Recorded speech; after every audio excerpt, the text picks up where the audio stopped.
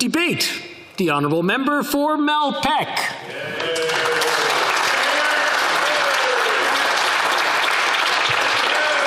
Thank you, Mr. Speaker.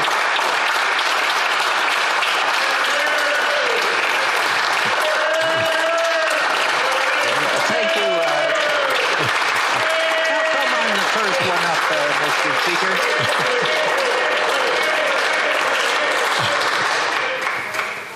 Will you bring that place to order, Mr. Speaker? You know, the Madam Speaker, Mr. Speaker, the Madam Speaker was there before you as my floor mate on room on the 12th floor of the Ballard Building, and congratulations to her in her role in the chamber.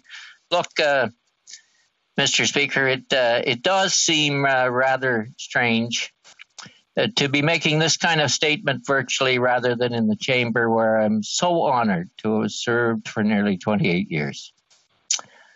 As you know, Mr. Speaker, I'm currently the third longest serving member of this House, a whole 4 hours ahead of the member for Vancouver Centre. My oftentimes seatmates and wonderful colleague for all those parliamentary sessions in government and official opposition is the third party, and again in government now. I will not say anything, Mr. Speaker, about her shoes. You know, those shoes that you pretty near need sunglasses to sit beside her with. But anyway, look, this chamber is a place of history, of decisions good and sometimes not so good, that have built this country to what it is today. A country that is recognized as one of the best places in the world in which to live. Sometimes we, from all parties, often through strenuous debate, sometimes late-night votes, have the opportunity to influence the legislative mandate and governance of this country. We may not always get our way, but this is the place, in this chamber, where you can have your say. It is intimidating in the chamber and inspirational in the chamber at the same time. I've been honored, we all have been honored, as one of a small percentage of Canadians over time who've called this House our workplace. Mr. Speaker, when I ran for the Liberal Party nomination for Malpeque in June of 1993, it was a fairly active nomination that went into the wee hours of the next morning. And I must thank each and every one of those candidates who actively supported me ever since. The Malpeque executive, the campaign managers, the campaign teams, the people in communication, and supporters are every bit as responsible for me achieving 9 electoral victories as I am. I sincerely thank them for their active support and encouragement. And to the constituents of Malpeque, what can I say? It's been an honor to serve as your MP for the past 3 decades. Your support is very much appreciated from my heart. And your active involvement, whether through visits to the office or on the streets, was always good advice to keep me grounded and in touch with issues that matter in Islanders' lives. Now, sometimes, Mr. Speaker, a constituent would go a little overboard, like the time during an election that a former friend of mine put a 4x8 plywood sign along the highway demanding that I and the Minister of Agriculture get our butts over to the GATT negotiations and protect supply management. We did, and we were successful, but he was very, very demanding. Words can't be found to express my appreciation to my family for their support. I wasn't supposed to get emotional. As all members in this place know, as an MP, your time is really never your own. Worse, families may have to put up with your political procrastinations, which sometimes we think on first blush are brilliant, but that may not be true. A huge thank you to Helen, my spouse, our children, Kimberly and Javy, and their extended families, Mark and Gaia. We are fortunate to have 4 grandchildren born during my time as a member. Alexander, Sophia, Isla, and Fiera. Immediate family members always were and still are available with advice, even when it isn't asked for, Mr. Speaker. The unsung heroes of any member of Parliament work in our constituency offices, our constituency and Hill staff. At the constituency level, they deal with real-life issues that impact people daily on the ground, like E.I, CPPD, immigration, seniors issues, and many more. Casework, we call it. There are too many past employees to name, but I thank them along with current folks, Robin Moore, Alan Waddell, Kimberly McDonald, and Crystal Rice for their work on behalf of Islanders. Much appreciation goes to Hill staff for their efforts in casework, research, legislation, and a multitude of responsibilities in support of my efforts at committees on issue legislation and the Canada-US IPG. A big thank you to current staff James R. and Jeremy Waynes for their work on behalf of Canadians. There were many late nights working on those issues on Parliament Hill. I also appreciate all the work my previous employments on Parliament Hill have done, and I want to mention one. Michael Neal, who passed away and following the 2015 election. We worked together for 22 years, and he was always happiest when we were challenging our own government. There are many employees on Parliament Hill that assist us in our work, from parliamentary pages to clerks, security guards, cafeteria staff and janitors, translators and interpreters, and analysts with the Library of Parliament. Your work does not go unnoticed, and I thank you on behalf of all Canadians. I want to recognize one Library of Parliament analyst whose work with the Canadian-US IPG over many years has made possible the personal relationship many of us have with our American counterparts today, which truly assists in leading to cross-border solutions. I know I speak for my co-chair, Senator McDonald, past co-chairs Rob Merrifield and the late Gord Brown, when I thank June DeWittering for her exceptional service for Canadians as a result of her knowledge of U.S. politics and friendships with congressional and Senate leaders. I've been fortunate to have served in many roles in Parliament. Numerous committees, PS to Fisheries, PS to Agriculture. Thank you, Prime Minister Chrétien, for appointing me to Cabinet as Solicitor General. And I remember vividly that call to Attorney General John Ashcroft when Cabinet made the decision not to join the war in Iraq. Now, that was an interesting chat with my U.S. counterpart. It's been my privilege to serve under 3 Prime Ministers while in government, Prime Minister Chrétien, Martin, and the current PM. They carry a heavy responsibility, as all Prime Ministers do. I've sincerely enjoyed chairing Finance Committee and working with members of all parties. I will say, Mr. Speaker, I came with a tremendous experience from having been president of the NFU and had seen much of Canada. And I firmly believe that Canada as a country is stronger than can be stronger than the sum of its parts. I've seen that country from coast to coast. And I want to say a little bit of advice, Mr. Speaker, that look, MPs, members of Parliament, have to know this country. And we're a little too restrictive on the travel that MPs are allowed to do.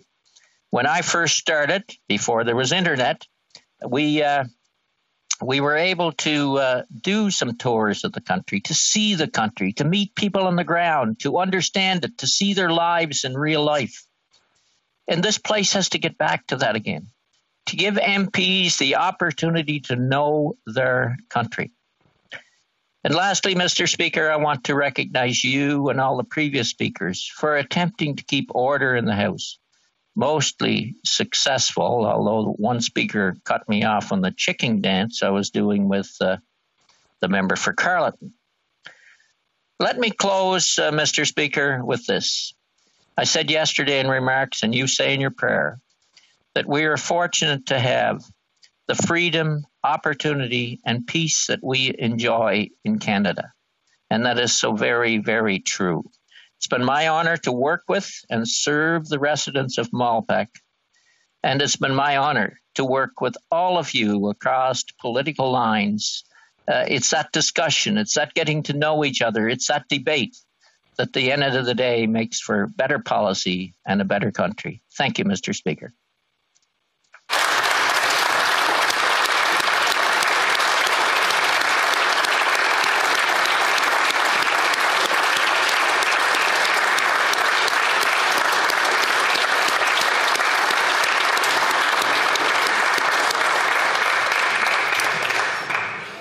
Now, the Speaker's not supposed to take sides or show any partiality.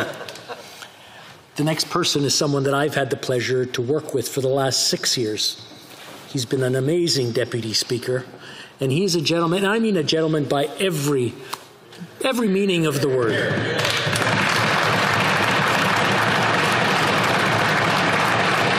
Colleagues, the Honourable Member for Simcoe North.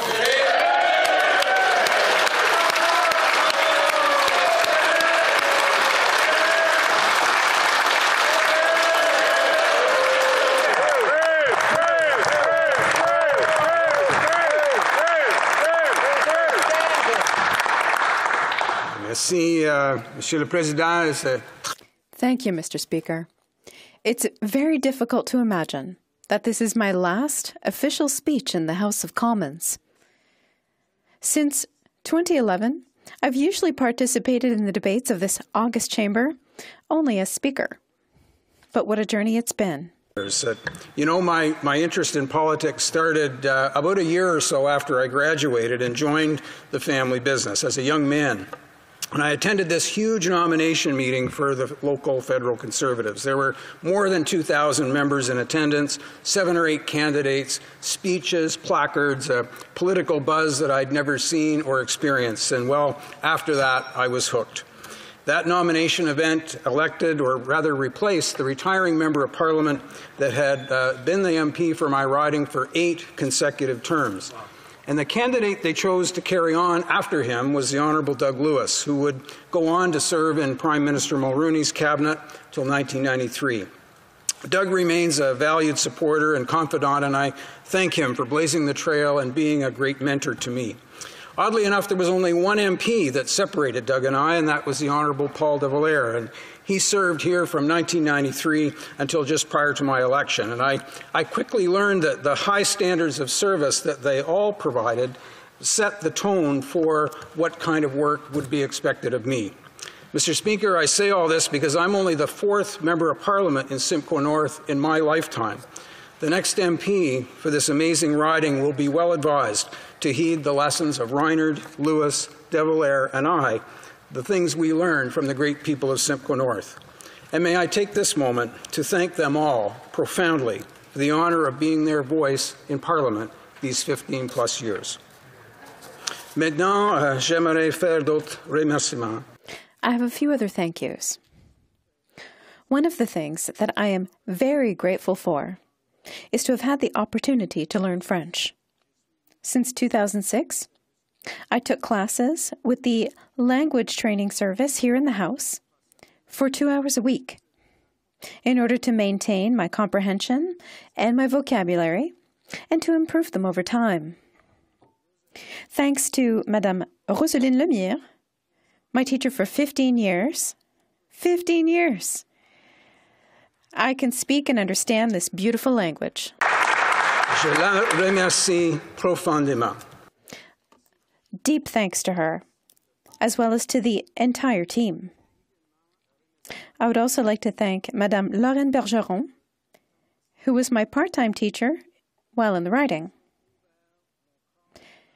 They all opened my heart to the richness of Francophone culture in my riding and throughout the country. That is an accomplishment that I will always be proud of. I want to properly thank the people of my riding who helped me win these 5 consecutive elections. You know, all of us as MPs can look back on the volunteers who helped fundraise and put up signs and knock on doors and phone and get the vote out.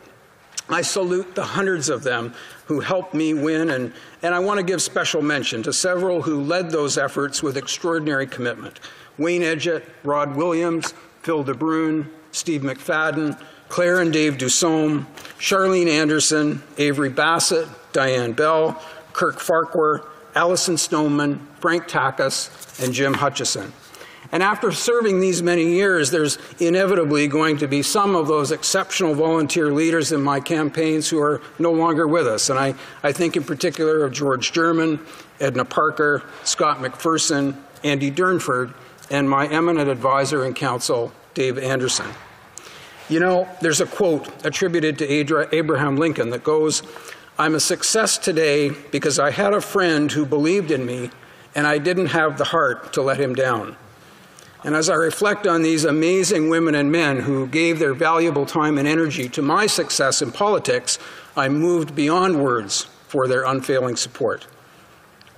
When it came to the essential work of being a member of Parliament, I don't have to look any farther than the talented people in my riding and my parliamentary offices.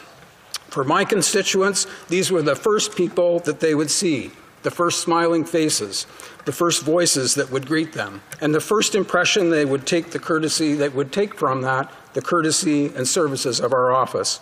They earned the praise, the kind notes, the small gifts of chocolate and candies that constituents would leave for them, whether after solving a tough case or even for their simple courtesies. They're the best, and I'm going to miss working with them.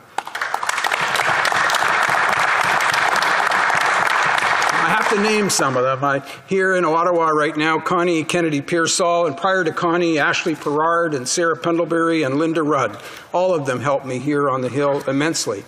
And in the riding, Curtis Schluter and Christine Elsden, Judy Folsom, Kelly Banks, David Dalrymple, and Diane Bell have been doing yeoman's work in the riding these past years and building upon the outstanding work of other former staff members, James Nicol, Judy Forma, Brooke Leishman, and the volunteers and interns that helped along the way. Now, Mr. Speaker, you'll realize that working as a presiding officer in this chamber teams you up with an impeccable group of professionals.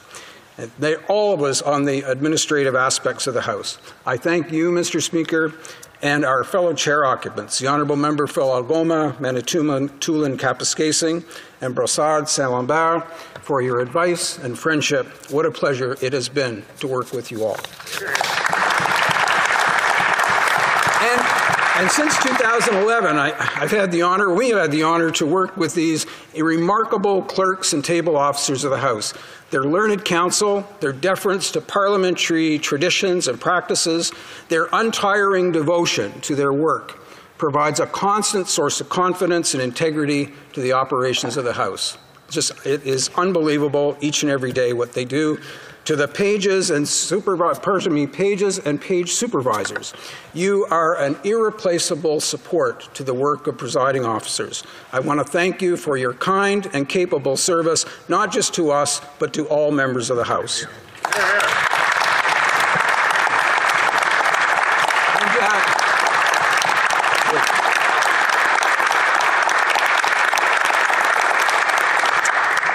And to sergeants at arms and interpreters and TVOs and journal staff, they're not here, they're down below. Journal staff, I thank you for your quiet and meticulous attentions literally to each and every second of our proceedings. And while I add it, may I finally salute all those in the operations of the parliamentary precinct, food services, maintenance, security, and administration who make this a safe and proficient workplace even when the unusual or the perilous threatens to disrupt our work. You know, I couldn't have done this without the support of family, especially my wife and best friend in the world, Heather. Oh, God.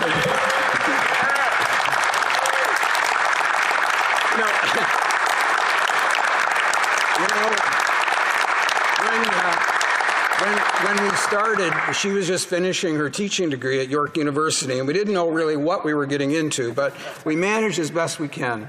And thank you, honey, for your love and devotion and in assuming the role of, by the way, a superb public servant by association these last 15 years, and the support of your parents, Ian and Joan McDougall.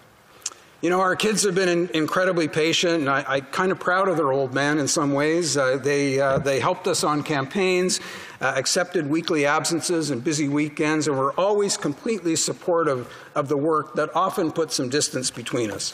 Valerie and Lauren were aged 10 and 7 when we started here, and now they're off on their own careers. Our older children, Stephanie and husband John, Jason and wife Amanda, have families of their own, and we can hardly wait to spend a bit more time with them. So to Carter, Sienna, and Vivian, to Lila, Jack, and Leo, Nana and Granddad are going to be around a little bit more often in the years ahead, and what a blessing that will be. Now, my brother Doug and sisters Sandra and Diane may be watching this, and I want them to know how much I have appreciated their constant encouragement. They will know that our dad, Ron, was the inspiration for my entry into politics. Well, Dad passed away in 2014, and I know he was immensely proud of my work and my service. They know that his legacy lives on in us. And Mom, you've continued that interest and affection for public service that he taught us so well. So now, as the late Jim Flaherty would say, I've probably gone on about as long as it seems. So let me finish by simply saying what an incredible privilege it's been to serve here since 2006, to work alongside and learn from the energy and dedication of members of Parliament from across the country, to be in the caucus, our parliamentary caucus with Prime Minister Harper and party leaders since, Rona Ambrose, the Honourable Member for Regina Capel and from Durham, and my fellow members of caucus who leave no task wanting when it comes to keeping our rather intricate Conservative coalition united and ready to serve as Canadians call upon us to do. I'll be taking my leave when the next election comes, whenever that may be, but I will always remember the friends that we've made along the way and the special honor it has been to be a humble servant of this House and the member for Simcoe North. Hear, hear.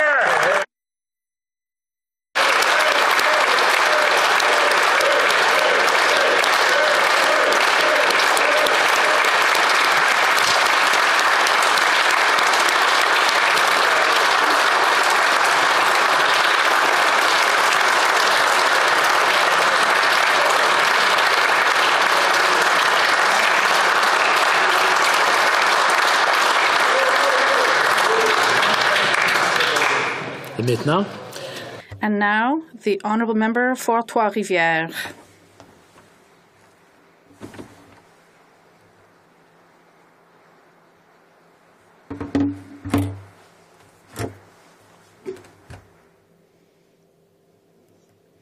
Mr. Speaker, from the outset, I would like to pay tribute to the dignity, the efficacy with which you, Mr. Rota, and your colleagues, Ms. Mendez, Mr. On, and Mr. Stanton, have honored the role of Speaker of this House. Thanks to your vigilance, your impartiality, you have allowed me, a beginner of 70 years of age, to express myself here in this chamber on behalf of the citizens of Trois-Rivières and thus defend their interests. Thank you very much. I would like to thank all of the personnel of the House of Commons, the translators, the cleaning staff that do impeccable work at all levels during the pandemic. I would also like to underscore my wonderful team, their work in my writing office. This team accompanied my first steps as a member in this House. Some of them believed in me before I even believed in running in the election. Their fidelity and unconditional support, as well as their confidence, made me into the politician that I have become today. Gabrielle, Nicolas, José, André, They are dedicated and are serving people from our riding. They make all the necessary efforts to adequately respond to the needs of our constituents. A member of Parliament alone cannot rise to the occasion without their team, so I'd like to thank you from the bottom of my heart. Because of the pandemic and because of all the readjustments that had to be made, this perhaps has been one of the extraordinary mandates in recent years. I would even say that this mandate will go down in history. I feel great pride to have been able to help many constituents in my riding before and during the pandemic. I also adapted to this new reality imposed by the lockdown. In particular, I had to learn to master the technology that we use to sit virtually in this house and to vote through facial recognition.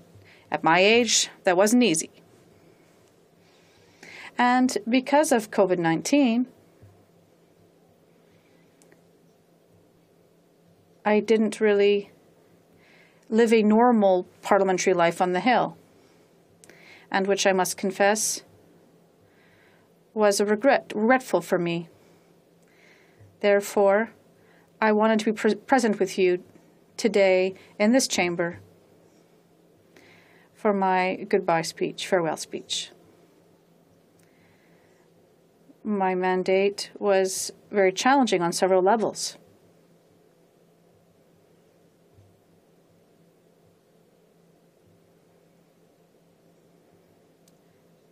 This year,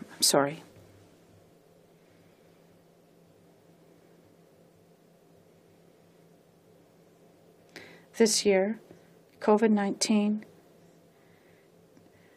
took my sister, Danielle.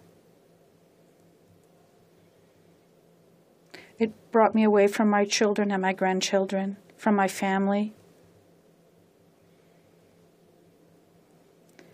And one of my employees, after 50 weeks, is still feeling the effects of 2 bouts of cancer. And despite this difficult situation, I still have seen beautiful things in my parliamentary activities. For example, I was happy to see the considerable progress that women have made in politics for several years now, but also how much work there is still yet to do. I remain convinced that we can do politics otherwise. This feminist and open politics is the way of the future. Long live new generations, and may they take this path. Also, in terms of parliamentary work, there were periods of lockdown, and during which I learned to trust in something. I still have many dreams left to realize.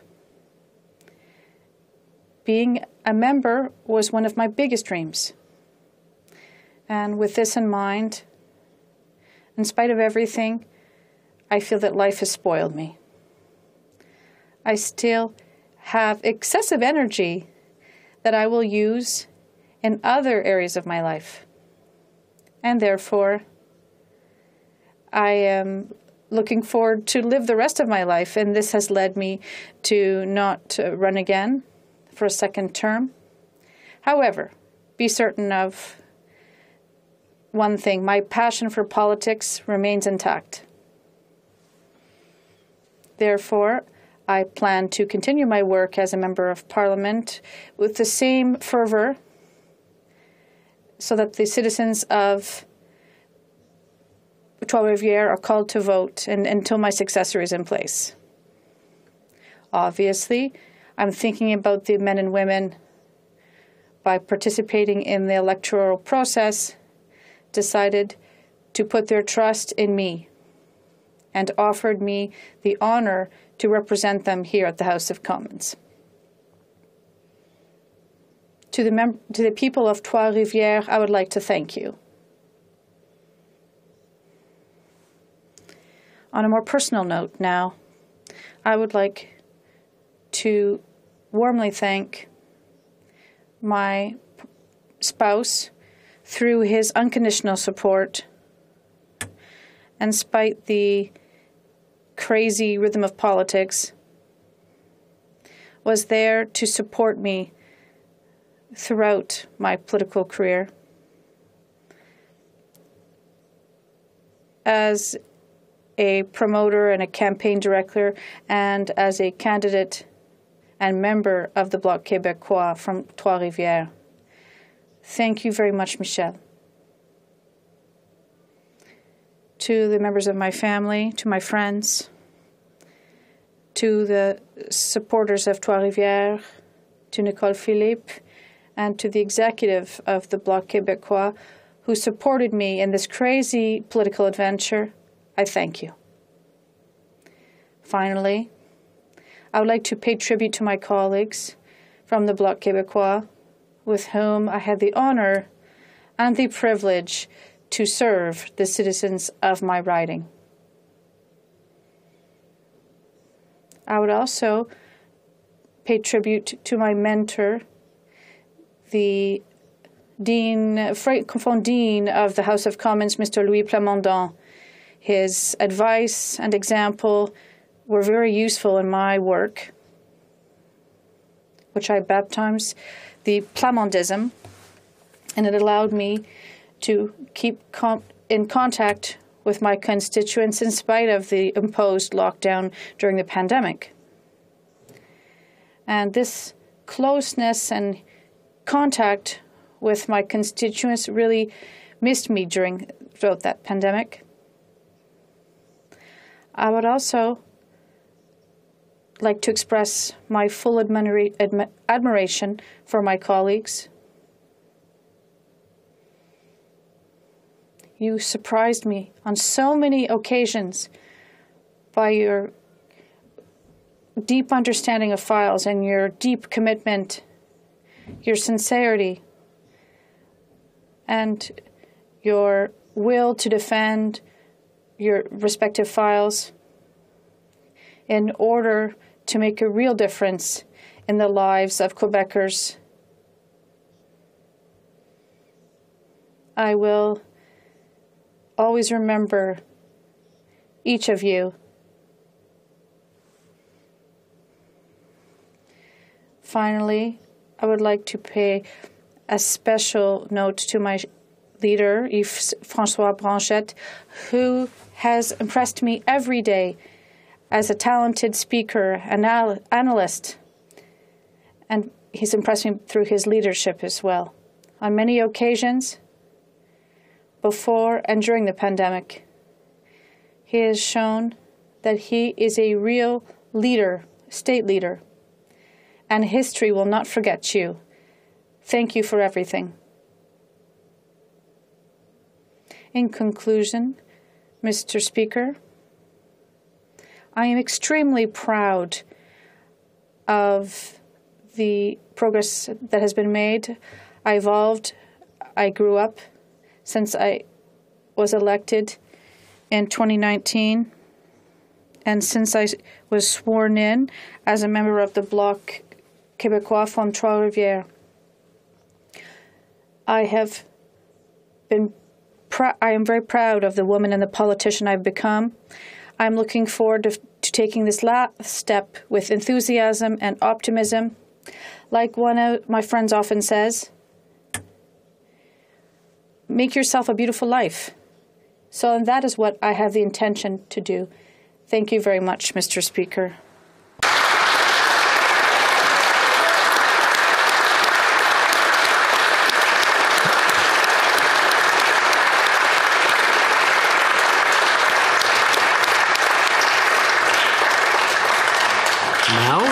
the honourable member for St. John's East. Thank you, Mr. Speaker, and I want to thank you and the House leaders and whips for organizing this event this evening to give me and the others who aren't running again an opportunity to speak to Parliament and to make what's been called a farewell speech, but a few things about that seem a little funny to me or odd. We may, of course, be all here again in September if there's no election, so it was a bit of an in-case speech, but and also, of course, it's a farewell speech made from 1,500 miles away through Zoom, it's also to some of the people that I haven't really gotten to know since 2019 when I was once again elected. So it's a little bit unfortunate in that way because of the pandemic. But we've been hard at work despite the lack of personal contact and doing a lot of great things and continuing to do some even today with I had the honor of concluding the last speech on a private member's bill on dental care for Canadians. We've just completed a report that would be presented to the House on racism and policing in Canada that I had the honor of initiating with others last July. So we're very busy. We're actually so much enjoying work in this last few days that we decided to vote to stay open till midnight. So one wonders who would want to leave all of this. It's so much fun and so dedicated. We seem to be enjoying our work. But you might ask that, Mr. Speaker, why would we want to leave? And I guess for me, part of the answer is that I actually came here to this House in the 33rd Parliament, having been elected in a by-election when Rod Broadbent was in his prime as leader of the NDP and Brian Mulroney was the Prime Minister. At that time, of course, I learned very early as a parliamentarian, and I think the member from Malpeque gave note of this, that you could actually play a role, even in a majority parliament, be effective in amending legislation or contributing to the debate and influencing the course of events and the debate in the House. We had a very strong group of members of parliament at the time under Ed's leadership, and I don't think there's any from the 33rd Parliament left here. I know Wayne has got 28 years of service, but he started in 93. And he mentioned that I'm sorry to hear that Mike O'Neill has passed away, I have to say, to the member from Malpeque, because he was my legislative assistant in 1987 and 88 when I was here. And you got a great man to work for you who understood Newfoundland and Labrador pretty well, too. So he did. I'm glad he served you for so long, and I've seen him many times over the years. For that. I was then defeated in the 1988 general election, and I wasn't to return to the House as a member for 20 years more. But I should tell one little story. But when I ran first in 1987, the seat I ran in was St. John's East, had not been a no-do Democrat since Confederation, 1948, that is. And hardly any Liberals either. Maybe once or twice back in the 60s, there was a Liberal elected, I think twice. So I was running for office. I'd offered myself for the nomination. I was practicing law at the time. I went to see a judge to sign some papers. And this was a judge who had served provincially. And he said to me, "Well, Mr. Harris, I hear you're going into politics." If it could be said that running for the NDP was going into politics. And I sort of was supposed to laugh because it was supposed to be a joke. But then he spent the next 45 minutes telling me what a great honor it was to be a politician, a noble calling, he called it, to be able to play a role in making the laws that govern your people. And he talked about his experiences with Joey Smallwood, et cetera, et cetera. And I never forgot that phrase because I believe that he wasn't right about the question of whether I was going into politics, although I never believed that I would have the kind of career that I did with 10 years in the federal parliament and 16 years provincially. But I never forgot that phrase, that this was a noble calling, that you're here to serve your people, that you have a role to play, and that it's an important one, and that it's a big honor to do that. When I was defeated in 88, of course, I didn't really take a pause in the parliamentary sense. I took what I learned in the parliament and I took it to the House of Assembly of Newfoundland and Labrador in 1990 and was elected 5 times, serving for nearly 16 years, most of which as leader of the New Democratic Party in the province of Newfoundland and Labrador. And I came back in 2008 at the behest of Jack Layton and was here until 2015, serving mostly as defense critic with a stint as public safety critic and as justice critic. We really enjoyed, and I really enjoyed, the inspired leadership of Jack Layton, who brought us to official opposition status, and then very sadly and tragically died and was replaced by Thomas Mulcair, who, as we know, is considered one of the most effective opposition leaders in modern times. I was unfortunately defeated again in 2015 and had a 4-year hiatus as a former member of Parliament. But I did enjoy some time with the Association of Former Parliamentarians, and I'd highly recommend that to anyone who is leaving the House, because they're a great group of people. It's a good way to keep in touch with your former colleagues and some people who you didn't serve with but got to know. And whether you leave voluntarily or otherwise after the next election, it's a good idea of being able to keep in touch with those you've served with. Of course, I came back in 2019, which is why I'm here today. And I didn't really want to belabor all this story except to provide some background to my unique parliamentary experience of bookends on either end that are span, I think, the total of 34 years. Now, the member for Malpeque served 28, but they were consecutive. He didn't have the variety that I had, and but I wanted to just let you know that he's a seasoned member of Parliament, having served all his time here. I had so he had much more significant experience to draw on in this House. But I've enjoyed all my years as a member of Parliament. It's been a great experience, and as everybody else who will speak, I'm sure, will say, it's an honourable profession. It's also a big honour and privilege to serve your constituents in the House of Commons. And of course, you can't do that without the support from your constituents. And I do want to thank very sincerely all of the voters of St. John's East, whether they voted for me or not. They were my constituents, for the support that I got over the years, for the privilege of serving them and serving in the House of Commons, being their voice, doing my best to do that, representing also the people of Newfoundland and Labrador as the only New Democrat from our province when I was here.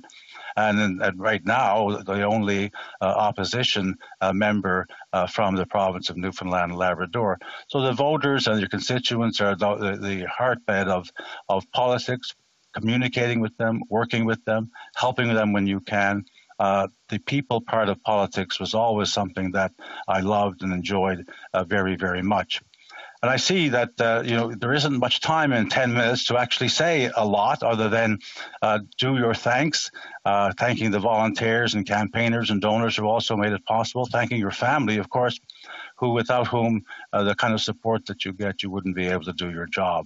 My wife, Anne, and our 3 children, Amelia, Sarah, and John, have been great support for me and encouraged me and enjoyed my work. The staff that you have, of course, help you to do the job. You couldn't do it without them.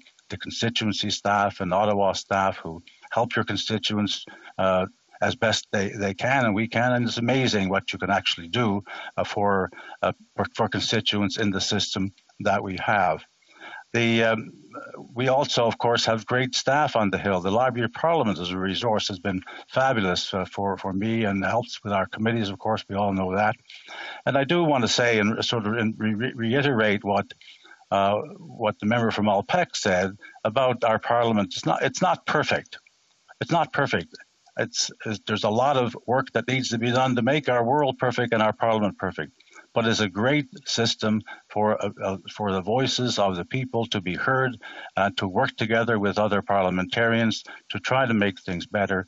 And it's, as I said, a noble calling. And I want to encourage any young people out there who are thinking about a career in politics, take the torch, carry the torch, and do the job. It is a noble calling. It's worth doing, and it's a worthy way to work to make our country better and to try to make the world better and safer. There are plenty of things to do and not enough people to do them, so please take up the cause. Thank you very much, Madam Speaker.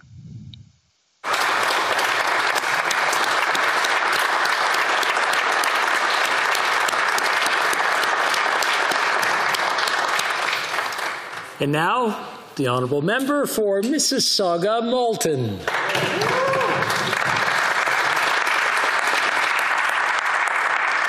Thank you very much, Mr. Speaker. You know, over the years, I've arisen to speak on many timely topics and pressing issues, including the pandemic that we're dealing with. But today is different. Today will be the last time I address this House. I'd like to share some reflections on my time in politics and what I've learned along the way as the Member of Parliament for Mississauga, Malton. I begin by expressing how grateful I am to have had the opportunity to serve my vibrant community and this beautiful, beautiful country for over 13 years. First, I want to thank the people of Brampton and Mississauga who put their faith in me as their federal representative on 5 separate occasions. I've tried to be worthy of their trust and never, ever took it for granted. As honourable members know, all too well, politics is something that we don't do alone. It's a team sport, and I've been blessed with fantastic teammates throughout my career. I thank my colleagues in this House for your friendship and your guidance, my hard-working staff and our top-tier public servants, and the relentless commitment shown by my riding association and the hundreds of volunteers who donate their time to make this country a better place. I owe you more than I can express. I would like to especially thank the Right Honourable Prime Minister for his confidence and friendship over the years. Serving as a member of your cabinet has been an honour of a lifetime. I am pleased to have had such a direct role in crafting economic policies and programs for all Canadians. Politics is not easy on families. And I want to single out my amazing, beautiful wife, Bram, and my remarkable daughters, Nanki and Kirpa, for all the sacrifices that they have made to make my service possible. Thank you very much.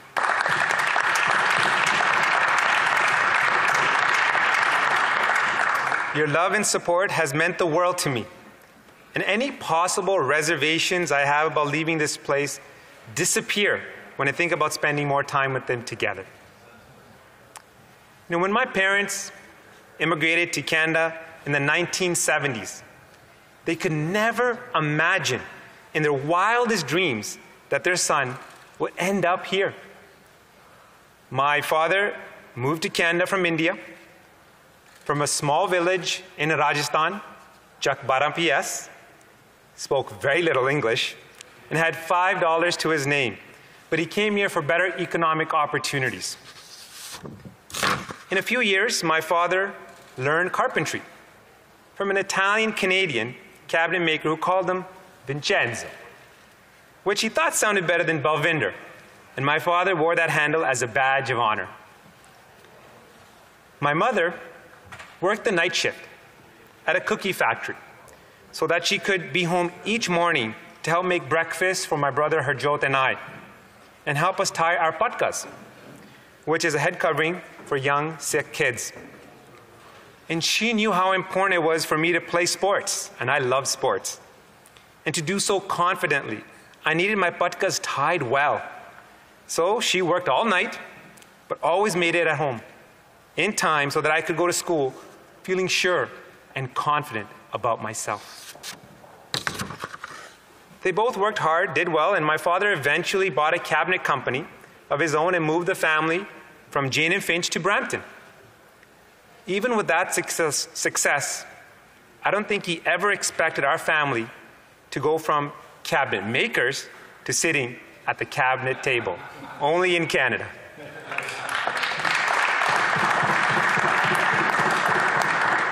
My parents instilled in me at an early age the understanding that This country has been so good to us, and therefore we must give back to Canada.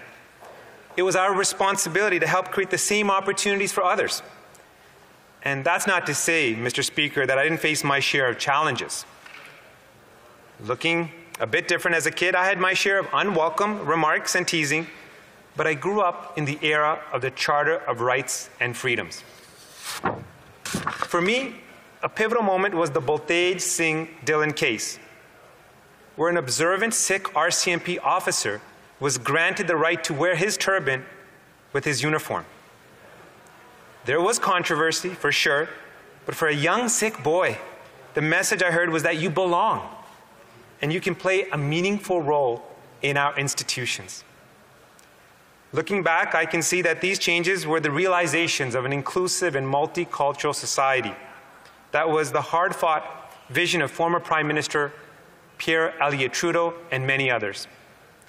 It showed a gradual willingness to accept, evolve, and celebrate. When I decided to run for office, I chose the party of the Charter, the Liberal Party, as my political family. But even there, I encountered those who felt I should hide my identity. Don't put your picture in the brochure, one very senior party voice told me. At that moment, I was taken aback, but I just took it in and stayed silent. However, Mr. Speaker, I'm pleased to report that my silence didn't last too long. And not only did I not take that advice, but I decided to put my picture in every single brochure.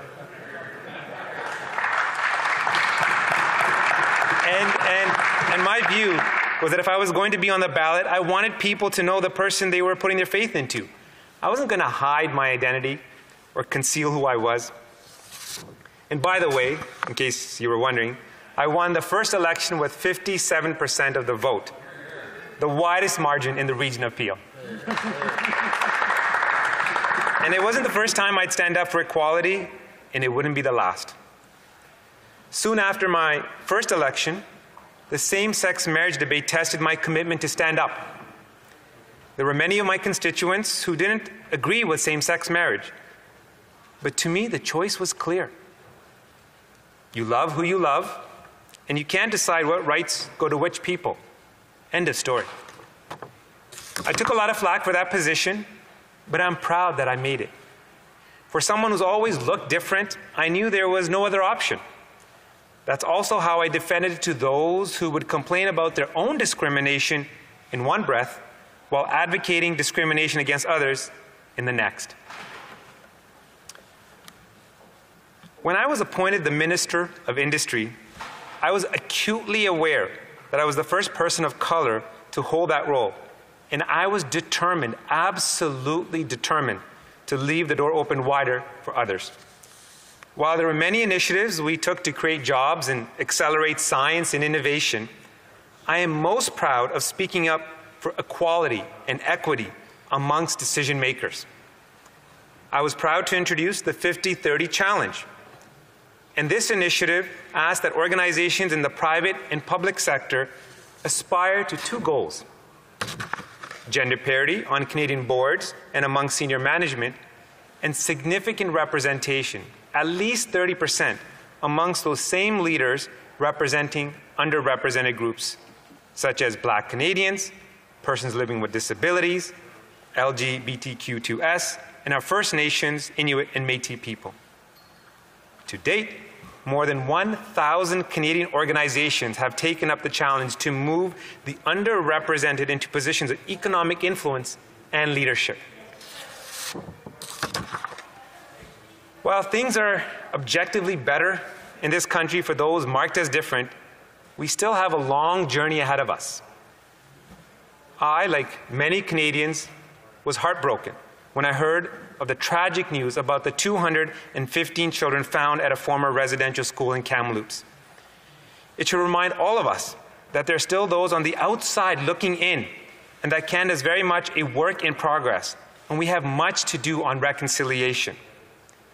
As we're dealing with this historic tragedy, we were horrified to see in London, Ontario, that hate is alive and well.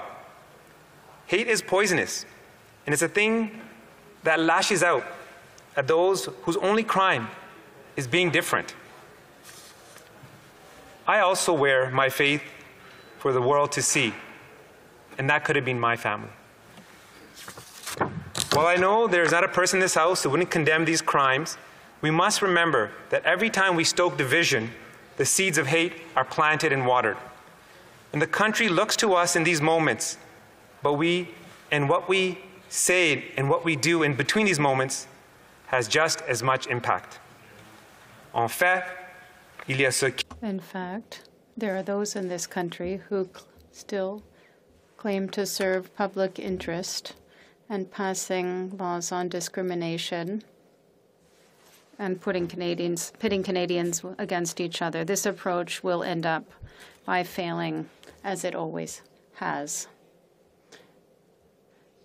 But we must make our leaders understand that this is not something we will tolerate in today's Canada. It is our diversity that is our strength. And to quote once again the former Prime Minister, a society that focuses on uniformity is a society that creates intolerance and hate. As you know, I requested an additional 30 seconds to make this final remark here, so thank you for your indulgence. But I'm tremendously optimistic for the future. I see that my daughter's generation already thinks very differently about these challenges, and it brings me hope. Politics has taught me that progress is not linear. It happens when enough good people fight long enough and hard enough to make things right. And the most important lessons are the ones that you learn again and again. And not surprisingly, the advice I have for my daughters, despite all my experiences, boils down to what my parents taught me. Be thankful for all that you've been given and return the favor by lifting others up. Believe in yourself, but remember that it isn't all about you. Be kind to others and understand that those without kindness are the ones who need it the most. And finally, in politics, as in life, try to leave things a little better than you found them. I hope, colleagues, that in our service, we left our community and country better off for our efforts. And I am confident that those who sit in this chamber and those who will fill these seats long after we are gone will do the same. Thank you very much. Merci beaucoup.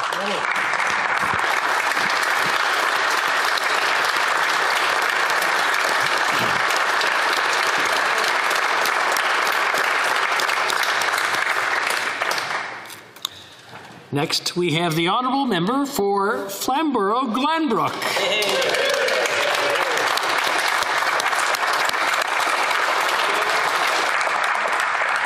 Thank you very much, Speaker. For almost 16 years, I've had the honour of speaking here in the House of Commons chamber to represent the interests of Canadians. And the adage goes, all good things must come to an end. And so on the day of the next election, I bid you and my colleagues adieu and express my appreciation for the many individuals that have made it possible for me to serve as a Member of Parliament and serve my country. First and foremost, my thanks go to my amazing and beautiful bride of almost 40 years, Elmwood Sweet. She has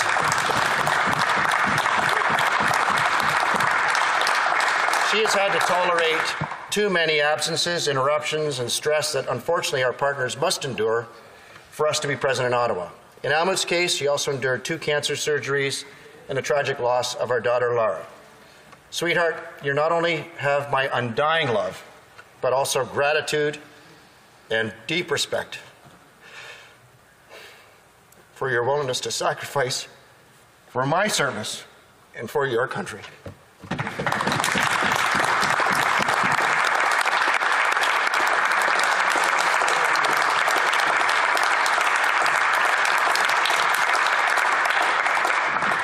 Speaker, my next thanks go to all my children who, along with my wife, suffered many absences due to my being here in Ottawa. All of them have been so gracious and always referred to my absences as a mission they approved of, and we're thankful for my work representing our country. And I'm so looking forward to spend more time with them, more time with Teresa, Christopher, Lucian, Ruben, DC, grandchildren, and far too many names to name. Next are the constituents of Flamborough, Glanbrook, but also those of Waterdown, Westdale, West Hamilton, Dundas, and Ancaster that I served for quite some time as well. Please accept my heartfelt thank you for placing your trust and confidence in me to represent you here in this House of Commons. Your vote gave me the privilege very few Canadians have been able to experience throughout the history of our great nation, and for that you have my sincere, undying gratitude. Now, Speaker, forgive me and all my colleagues, please, because one of the missions we had in my office was to launch young people into successful careers in politics. So my staff over the years, the list is long, but they deserve to be named. Doug, Carolyn, Diane, Steph, Lori, Aaron, Justin, Keisha, Michael, Catherine, Rebecca, Justin, Jacob, James, Nathan, Rachel, Monica, Alicia, Sandra, Luam, Chris, Jacob, Colin, Tracy, and presently Patricia, Liz, James, Simon, Denise, Alex, and Dan. All right. Every member should readily admit, without hard-working, dedicated, patient staff, they would accomplish very, very little. Thank you, Team Sweet, for all you do to make me look good, but more importantly, for all you do for Canadians. You're a gift to our nation. As I just said, all of my staff are amazing, but they're very special staff who believed in me and were with me from the very beginning and deserve special mention.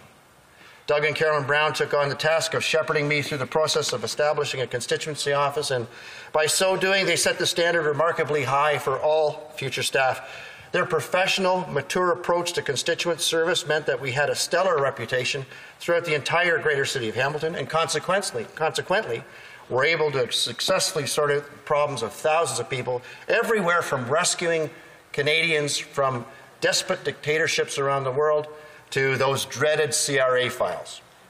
Doug and Carolyn, I'm in your debt for the rest of my days for your service and friendship. Canada's a better nation for you. Steph Rose was my first legislative assistant who had such a drive to excel that he interviewed many senior staff on Hill to make sure he was able to serve in his capacity with excellence, and he sure did. Steph 3 times rewrote legislation for me that became one of the few private members' bills to pass with all party support, the Fairness for Victims of Violent Offenders Act. He managed committee work and so much more, but ultimately always stood out because he was ready to go the extra mile. Steph, I'm so happy that you're where you always wanted to be, and Canada is a better and safer place due to your efforts, my friend. Somehow, I convinced a fine man named Dan Muse that I was a candidate that needed to be elected to serve Canadians alongside Stephen Harper. Now, Dan started his career as a special assistant to Jean Charest when he was elected as a member of this House. The riding was known as Ancaster, Dundas, Flamborough, Westdale in those days, and since 2004, he's helped me with virtually every aspect of my parliamentary career, including, after particularly rough days, I was able to dump on him my frustrations. Dan has served this country in ways that many will never know, and he will never be adequately rewarded for it. Yet, Dan is not the kind of person who does what they do for a reward.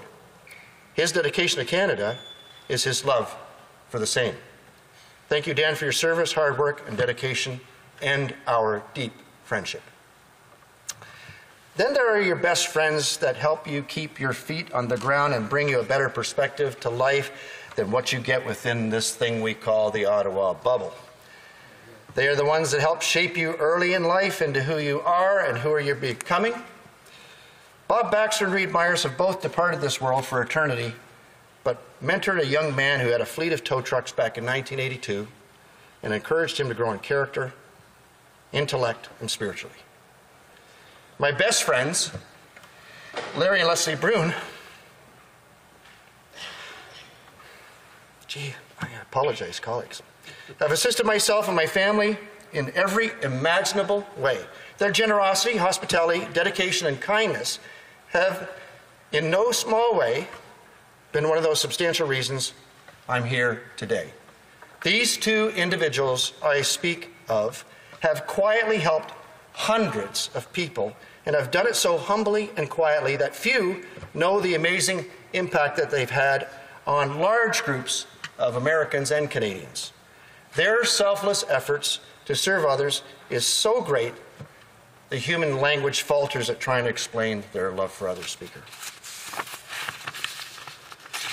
A special thanks to my friend Frank, a reserve officer in the Israeli Defense Force who always welcomed me to Israel. Such a good friend and brother, and who I get to see so seldom.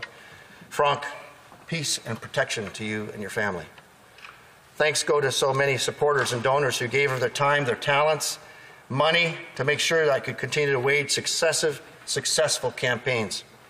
Your assistance is so important in our democracy, and you're often going unnoticed, but you're really the engine in the background of every candidate, and you determine their ultimate success. Thank you. Speaker, all of us in this chamber, and now I'd like to give a message to my colleagues.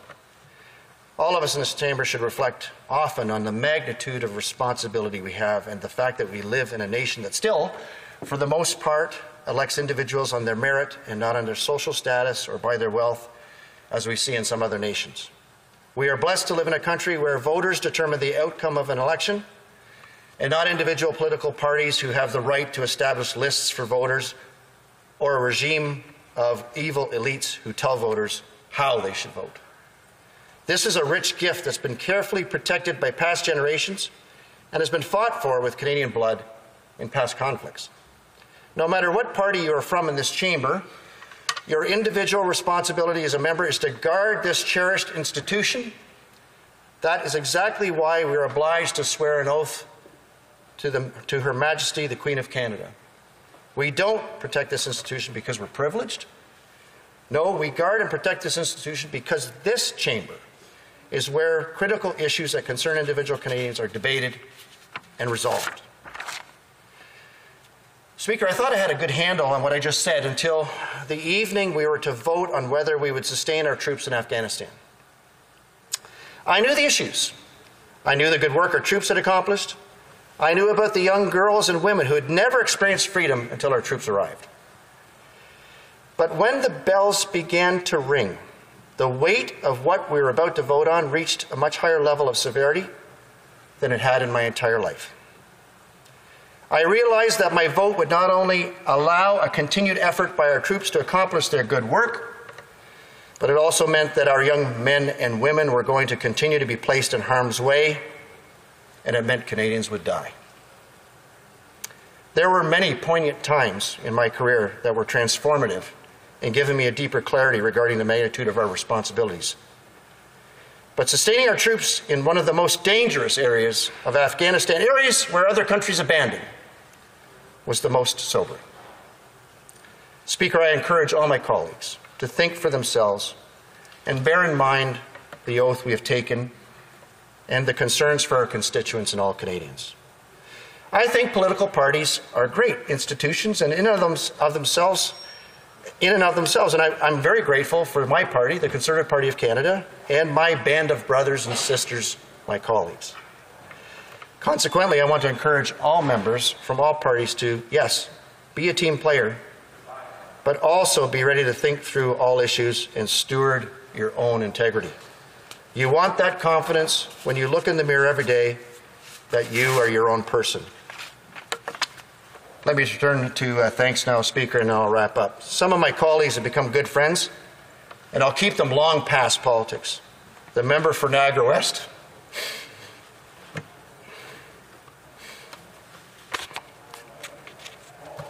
such a good friend, phoned me up after I was elected, said, come on up here, I'm going to show you the ropes so you can hit the ground running and you're not going to have to figure everything out for yourself like I had to.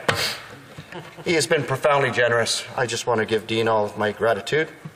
The member of Brantford Brant, a great gentleman, and I've appreciated his character and candor.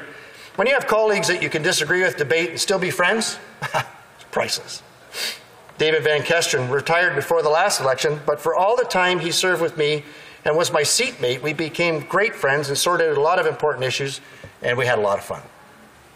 The member from Coast of Bays, Central Notre Dame, made our trip to London and Scotland a special treat, as did the member from Gatineau in joining me for the most scenic jog in my life down the River Thames in London. Speaker, for almost 15 years, I served with a member from Lanark, Frontenac, Kingston on the Subcommittee of International Human Rights, and with two fine Liberal members, Mario Silva and Erwin Kotler. We worked together to stand up for people who were being jailed, persecuted, tortured, and killed. We were able to save many lives working together. I'm so grateful for their cooperation and work with me. Finally, Speaker, some have asked me why I'm leaving Parliament. Well, the truth is I'm not fully well. I want to take this opportunity to encourage others who are not well to get help. I've thought a lot about it since January when I made the decision not to run in the next election, about what caused my mental health challenges. I don't know if it was the 4 years of incarceration in a juvenile institution when I was 12. It may have been when I was attacked by a knife-wielding assailant in Lockport, New York, or the betrayal of business partners when I was a young businessman, or losing 2 children, one who died in my hands while I was trying to deliver her, and another one who took her own life. Maybe the terrorist attack here on Parliament Hill played a role, and the too many funerals I planned because I was always looked to as the guy who could handle it. The 15 years of hearing the worst stories of human suffering in the Human Rights Committee, I know, played a role. Likely the entire lot played a role, as did the current draconian lockdowns. Speaker, we should all respect that everyone has a limit, and it's different for everyone. Thankfully, Speaker, there are many who have greater limits than us, like many who are in the Canadian Forces, and for those individuals, we are so grateful. All of us need to be conscious of what our limit is and assure we get relief and help when needed well before it becomes crippling. This is what I'm doing, and I encourage all those who can hear my voice and need help to seek it and be relentless to get what you need. You need not feel any shame. We all need help sometime. I also plead with those who don't currently need help to be patient and help others. Just this past weekend, my friend Nicholas Lowers, a psychotherapist himself, was there for me and helped me to get back on track just by being willing to listen. Thanks, Nick. My final but most important thanks goes to the Lord Jesus Christ. The reconstruction of my life that happened after I made a commitment to Christ is what animates every aspect of my life. Of all I'm grateful for, my gratitude to God is far beyond all the other thanksgivings I can give. Speaker, on the center block arches are 3 scriptures. Without a vision my people perish. Give unto thy king thy judgments, O God, and thy righteousness unto thy king's son. And on the other, he shall have dominion from sea to sea. These are words that guided principled people, as imperfect as they were, to build a nation that people from the 4 corners of the world want to get to call their home. Speaker, people are not staying up all night thinking, you know, I just have to plot and scheme how to get to Iran. You know, they're not saying, if I could just get to Russia, everything would be okay. But I'll tell you what, Speaker, all around the world, people are plotting and scheming, thinking, if I could just get to Canada. May God continue to bless Canada and make it glorious and free.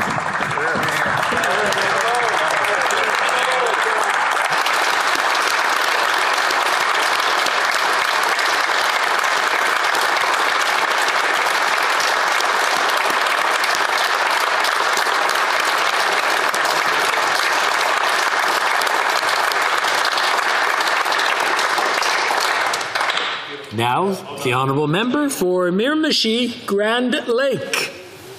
Thank you, Mr. Speaker. Mr. Speaker, honourable colleagues, dear constituents and supporters, to my hard-working team, my beloved family and friends.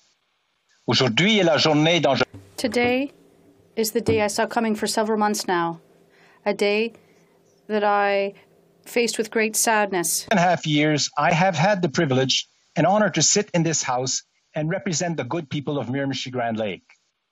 I am very proud of what myself and our government has been able to accomplish for our riding But of course, there is still a long list of more things that needs to be done, and that will be passed on to our next Liberal MP from Miramichi Grand Lake to pursue and deliver. Because today, Mr. Speaker, I wish to announce that I will not be the candidate for the next federal elections, but I will remain your MP until such a call is made.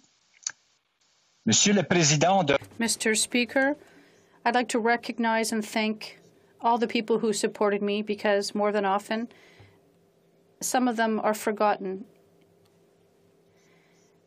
But for those, I hope you will forgive me and know that I'll always be very grateful to you.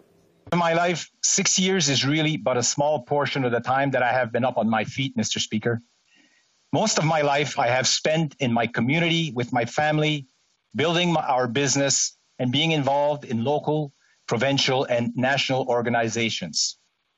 The voice I brought to this House was not one of an acclaimed politician, nor one with tremendous legal or political science background, which I respect and admire, Mr. Speaker, and such expertise is absolutely necessary in this House. No, my voice, which I believe is just as important, Mr. Speaker, was one of rural, smart, hardworking people, including our vibrant Indigenous communities.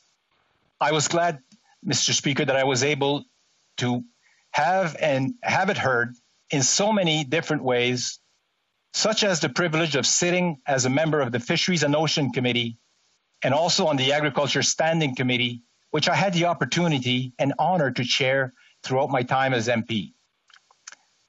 I was also able to have my voice heard, Mr. Speaker, in the many conversations and meetings with our cabinet ministers, my caucus colleagues, and as chair of the New Brunswick caucus with my provincial colleagues. Finally, Mr. Speaker, I had a great privilege to have my voice heard by our Right Honourable Prime Minister, who I want to thank personally for putting his trust in me and for his strong support and confidence during my time as Member of Parliament for Miramichi Grand Lake. His many visits to my riding in time of crisis, such as the 2017 ice storm, and commitment and support during the dark days of the payroll center in my riding. But also many times he dropped in just to meet and have conversation with people of Miramichi Grand Lake. Thank you so much, Prime Minister. Thank you for your guidance and carrying us through this awful pandemic. I must also say and recognize that I have learned and benefited so much from the many conversations and debates from all members of this House, whose friendship I will cherish always. Comme gouvernement, nous avons réussi. As a government, we managed to accomplish great things. Our country, and in my riding of Miramichi Grand Lake in particular, even though we still have much left to do, during my term, our region has known wonderful economic and social growth. For those many accomplishments that we've been able to achieve in my riding. Of course, again, the payroll center, which had just been opened by the previous government in my riding, and everyone will agree was totally dysfunctional. We were able to secure and stabilize it with an additional 400 local federal jobs in my riding and proper investment to fix it and make it work. Other investments such as the refurbishment of the Minto Town Hall, the community in my riding, Chipman, water sewage treatment, the Chatham Wharf, the new Napan Agricultural Show building, the new Miramichi Airport Terminal, the auditorium, La Salle Lisa Leblanc in my community of Rogersville, roof for the Nigawak Sportsplex and refurbishment of the Renews Arena, the new Anderson Bridge, the new water system for the town of Doketown, K-8 school for our Indigenous community of Elsipogtog, water and sewage for the villages of Nigawak, Minto, and Rogersville, renovation of the Kushibugwak National Park are just but a few of many investments myself and our government were able to secure. On the strategic economic front, my riding also benefited greatly with the millions invested in our fisheries sector, with processing plants upgrades and small craft harbors and stability funding for our fishers, multi-million of investment in our primary sectors such as peat moss, the forest sector, agriculture, and also great investment in our summer and winter tourism industry. On the social front, Mr. Speaker, unprecedented investment in the Canada Child Benefit brings over $3 million to our family in Miramichi Grand Lake every month to over 5,000 families. Our increased New Horizon program, Disability Accessibility Program, to name a few. The doubling of the Canada Summer Job Program, mental health investment, and housing and immigration program are all record high investment. Although much remains to be done, Mr. Speaker, our steady work with our First Nations in housing, clean drinking water and language and culture teaching, and work on truth and reconciliation has made great strides. Of course, I'm so proud of our non-wavering commitment for the environment, whether our ocean protection plans, polluters pay legislation, and our plastic bans, and also our commitments to zero carbon emission by 2050. These measures will secure a livable planet for the next generation. I also want to take the time to thank the mayors and council and business and local leaders from all communities in my riding for all their hard work and great cooperations. Mr. Speaker, I would now like to take the opportunity to recognize and personally thank my office team, Ashley, Hannah, Roger, Bertrand, Christine, and Mary Paul and Peggy, and Jose and Louise. On behalf of all the people of Grand Lake and myself, I would like to thank you. You have helped many people. Also, my campaign team and all the constituents of Miramichi Grand Lake, you gave me the privilege of serving in this House, so thank you. I want to thank the team of the House of Commons, from security to the cafeteria workers, the pages, all the support staff.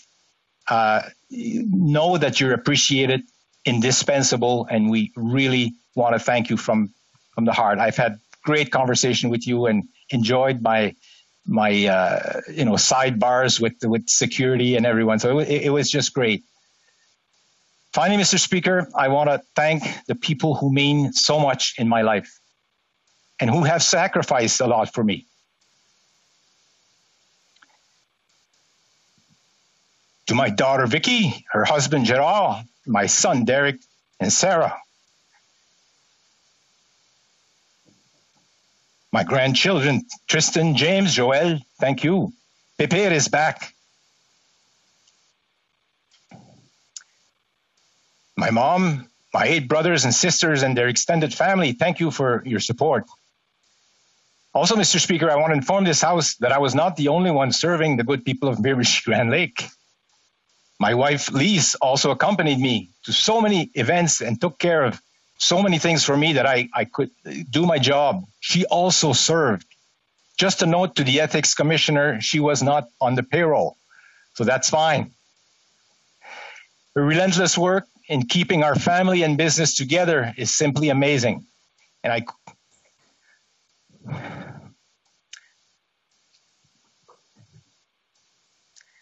can never thank her enough. You have been my rock, my safe harbor, and my eternal love. To say, and I hope she's okay with it, I'm back. Thank you, Mr. Speaker, and good night.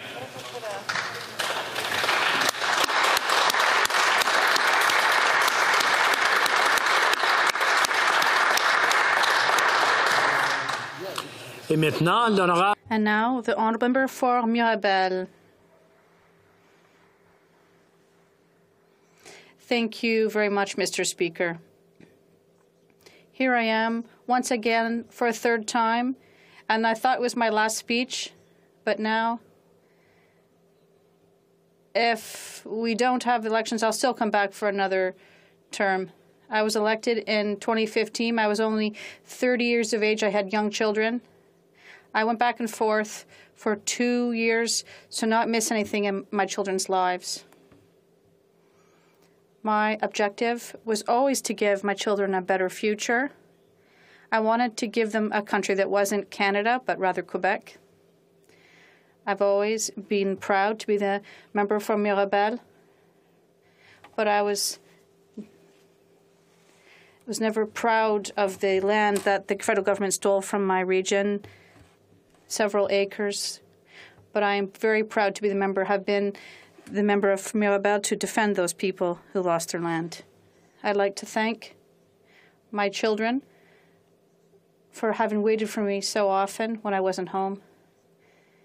And they knew I was coming to do my farewell speech tonight. I'll give them a treat when I get back, but we'll see that. Also to my spouse, Joni, who's always been by my side, who believes in our cause.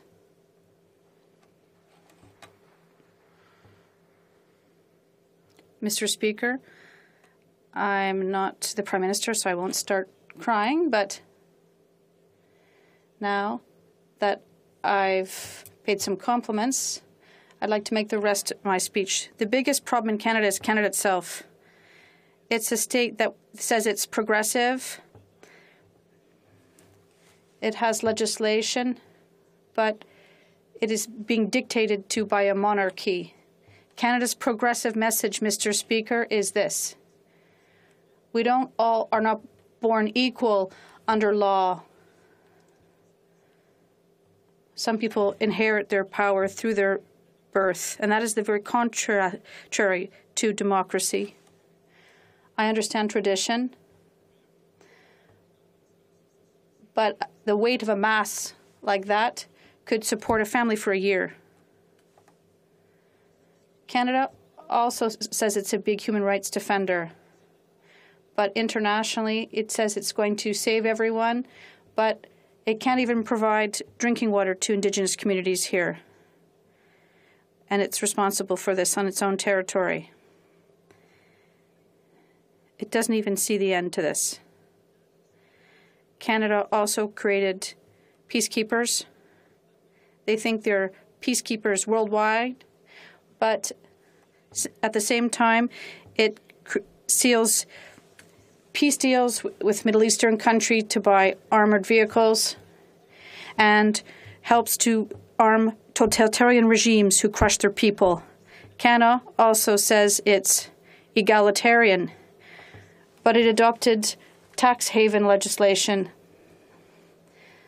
so that a lot of taxes that could come to Canada are now transferred to other places. They could have spent it on health transfers, but it doesn't. That's the ethical issue. Also, Mr. Speaker, ethically, Canada is a tax haven for mining companies. The law doesn't apply to them. Canada thinks it's green. We're for the environment. We want everyone to be good. We're going to plant 2 billion trees. It's great. But on the other hand, it's a petrol state that finances oil companies with yesterday's energy by ignoring tomorrow's energy. We're paying for that with our taxes in Quebec. Canada says it's strong and united, that the idea of Canada is wonderful, but the Canadian identity, Mr. Speaker, is fragile. It is fragile. Albertans are more proud to be Albertan, and Quebecers are more proud to say they're Quebecers. We need new ideas. They had to topple monuments to see the rust beneath them. And that's the problem. Canada says it's a democratic country, but it stole the referendum in 1995 without talking about, not to mention the sponsorship scandal. They said they held a democratic election. Canada also says it's on the forefront of workers' rights, but they weren't even able to adopt legislation to respect the right to strike. And Canada's history has been based on the assimilation of First Peoples. John A. Macdonald, the founder of Canada, was a racist, even though people say he was a good guy. To construct identity, Canada stole from Quebec. The maple leaf, there's almost no maple leaves in your country. And the beaver. You have no beavers. Mr. Speaker, if west of the Ottawa River, you can't even eat a poutine that's edible. And the only cultural thing you have left is hockey, and they never even win in Toronto. Puis je vous le dis dans votre langue pour que vous puissiez comprendre. And I said that in English so you could understand, all of you. Mr. Speaker, I'm an independent Bloc member, and I've been pro-separation my entire life. So long live Free Quebec.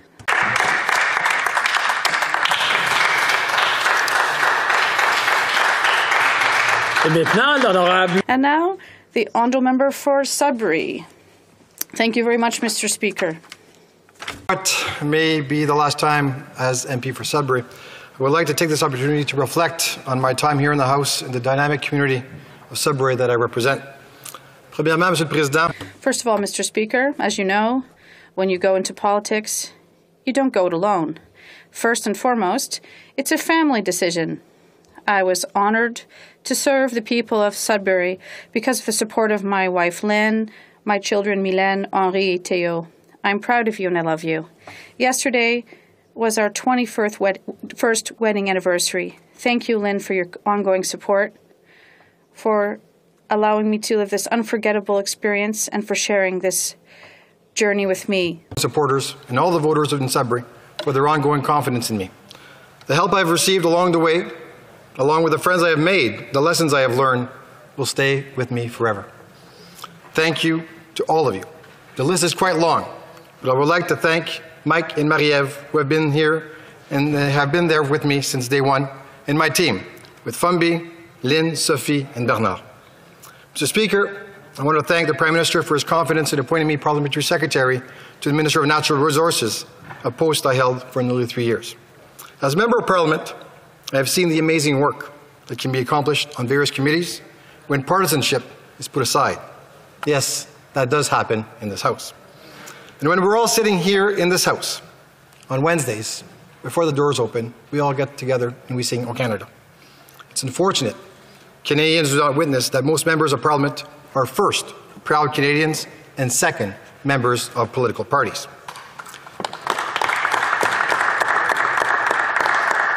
I've also seen in this chamber the stark divisions of partisanship and the lasting damage caused by denial of obvious facts, such as climate change and institutional racism, all faced by Canadians every day.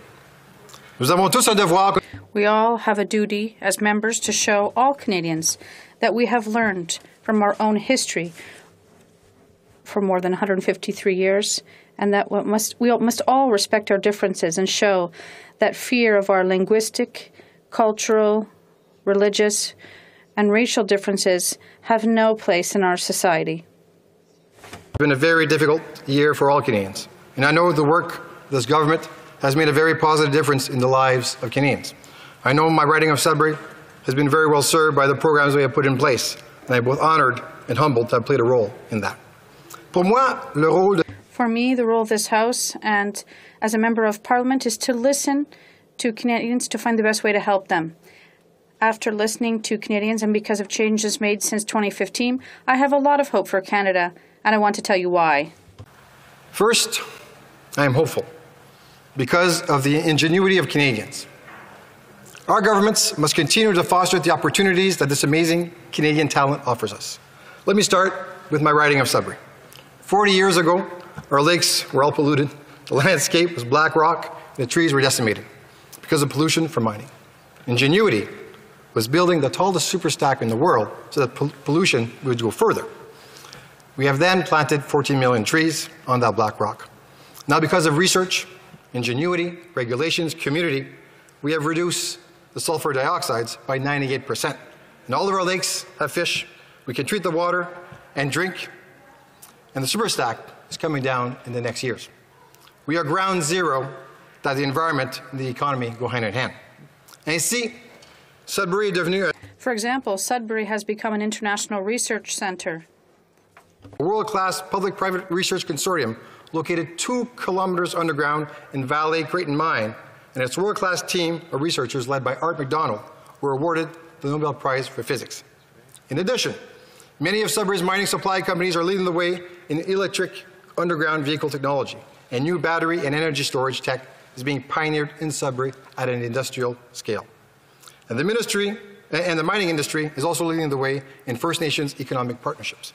The Côté Gold Project, for example, in my neighboring riding of Nickel Belt, well served in this House by my friend, the MP for Nickel Belt, include two neighboring First Nations communities, the Matagami and Flying Post First Nations, as partners. In Sudbury, Wanapate and Atitmaching First Nations are also partners in the mining projects in Sudbury. We must continue in supporting this ingenuity, and this gives me reasons for hope for scientific advancements and economic opportunities, jobs in Canada. J'ai espoir. I have hope because Canadians want to see more efforts to fight climate change.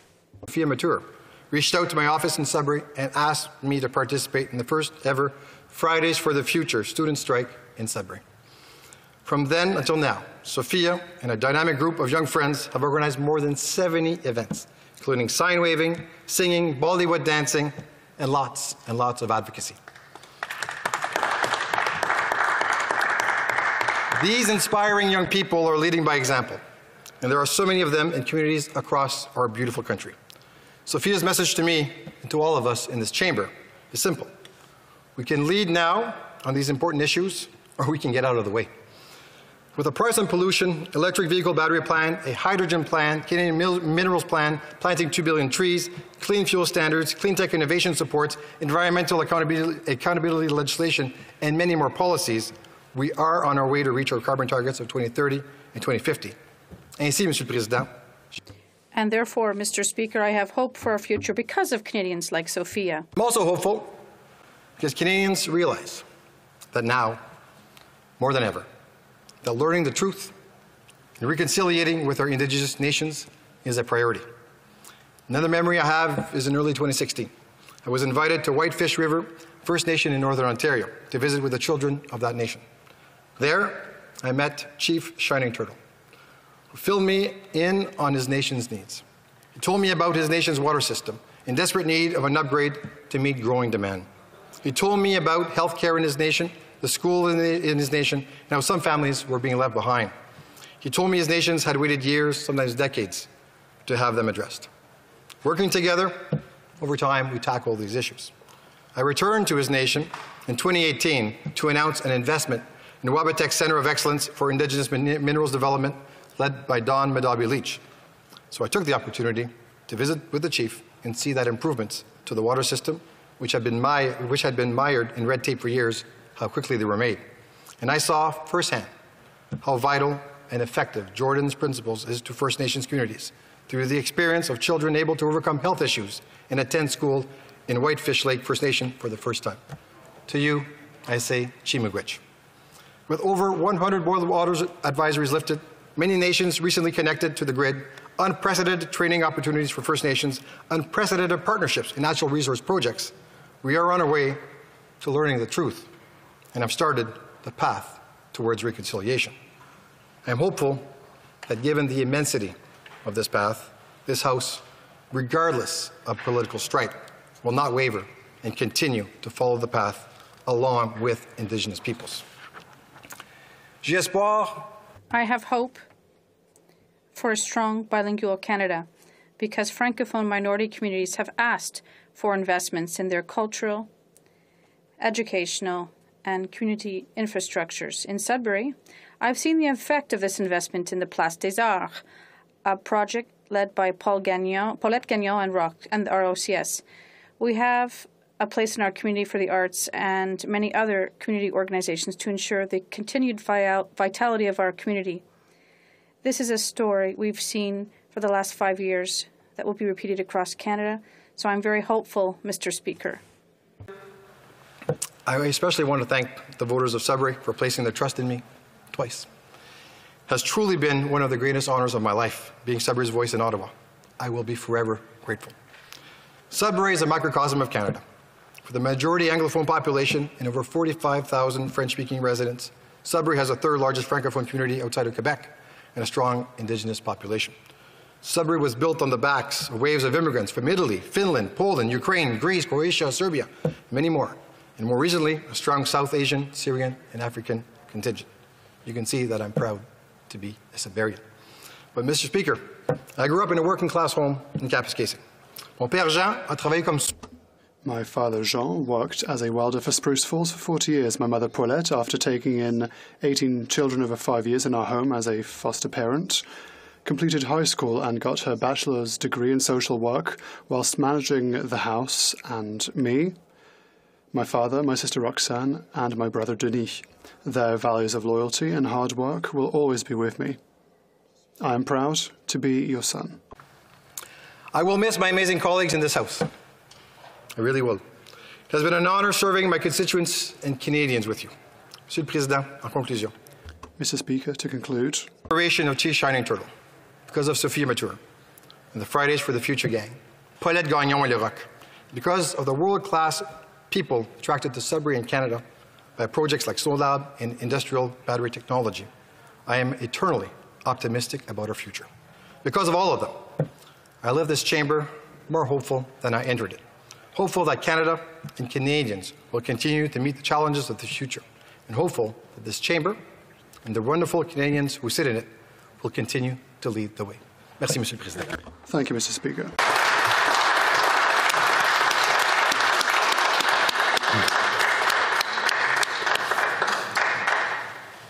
The honourable member for Nunavut.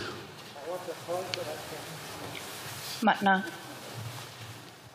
Mr. Speaker, every time I walk onto House of Common grounds, speak in these chambers, I am reminded every step of the way I don't belong here. I have never felt safe or protected in my position, especially within the House of Commons, often having pep talks with myself in the elevator or taking a moment in the bathroom stall to maintain my composure. When I walk through these doors, not only am I reminded of the clear colonial house on fire I am willingly walking into, I am already in survival mode. Since being elected, I expect to be stopped by security at my workplace. I've had security jog after me down hallways, nearly put their hands on me, and racial profile me as a member of Parliament. I know what to do in these situations. My life in Canada, and especially through this experience, has taught me many things. As a brown woman, do not move too quickly or suddenly. Do not raise your voice. Do not make a scene. Maintain eye contact. And don't hide your hands. Every Inuk has survival mode. We have to. No, not 2 generations ago, survival mode meant endurance of extreme temperatures and finding food throughout the winter. Now survival mode means being able to see that warmth in shelter and affordability in livelihood, but being denied it at the hands of the federal government. The federal institution needs to change its own policies and procedures to reflect reality instead of creating barriers for people like me. I shouldn't be afraid of going into work. No one should be afraid of going into work. It is possible to create change. It can be started here in the House of Commons and reflected in Canada. There is a refusal and unwillingness for change, not an inability to accomplish it. People like me don't belong here in the federal institution. I'm a human being who wants to use this institution to help people, but the reality is that this institution and the country has been created off the backs, trauma, and displacement of Indigenous people. Even if we're told we should run, we still face huge barriers. Young people have been told they are not experienced enough, not ready to lead. Women have been told to sit pretty and listen. Disabled individuals have been shown they aren't even worth the conversations, and Inuit kill themselves at the highest rate in the country. We are facing a suicide epidemic, and this institution refuses to care. During my time in this chamber, I have heard so many pretty words like reconciliation, diversity, and inclusion. I have been called courageous, brave, and strong by people outside of my party. But let me be honest, brutally honest, nice words with no action hurt when they are uttered by those with power over the federal institution and refuse to take action. There is nothing to take pride in the legacy this institution continues to not only maintain, but to build and fuel. People in power have choices, and they consistently choose priorities that uphold systems of oppression, leaving babies sick in moldy homes, parents missing their passed on children because these powerful individuals don't think change is worth the money. Recently, I asked a minister what he would do in my shoes. If his riding had the highest rates of suicide, with the most homes in need of repair, if women and girls were going missing in his community and children were being into the foster care system without regard for their well-being, how would he feel? I asked if the minister would change his answer if I told him to keep waiting. And he couldn't answer me. He said he would never even try to place himself in my shoes. But that's exactly what the problem is. Inuit have been telling those with power and ability to make change to try and survive in their shoes for 1 day, 1 week, 1 month. They couldn't. Maybe it is impossible for ministers to understand what we go through every day, but I am urging you, telling you to listen, believe us, and do something about it. When we tell you to act now, you need to act now. And if you understand, then shame on you. Because if you understand how much this hurts, you understand how deep it cuts. It would be easier for me to be told that I am wrong and that you disagree than to be told I am right and I'm courageous, but there is no room in your budget for basic human rights that so many others take for granted. You see, Mr. Speaker, I don't belong here, but my presence, I hope, is starting to crack the foundations of this very federal institution that started colonizing Inuit barely 70 years ago. I realize that this is difficult for some members to hear, but it's the reality and the truth. This place was built on the oppression of Indigenous peoples. People like my grandfather who were born and raised on the land but forcibly relocated into settlement that was financed and built by the federal institution. Our history is stained with blood. Children, youth, adults, and elders' blood. It's time to face the scale of justice. On one side, we have a mountain of suffering, and whenever the government gives us a grain of sand of support, they seem to think the trauma from our past has been rectified, that somehow they deserve a pat on the back. But it will take a mountain of support to even begin the healing process. As long as these halls echo with empty promises instead of real action, I will not belong here. Although I may not belong in this institution, I do belong in my party. The NDP has always been a party committed to uplifting voices of all different backgrounds, often ignored by the federal institution. I'd like to thank my leader, the member for Burnaby South, for listening to me and making me feel safe and comfortable to voice what I need to.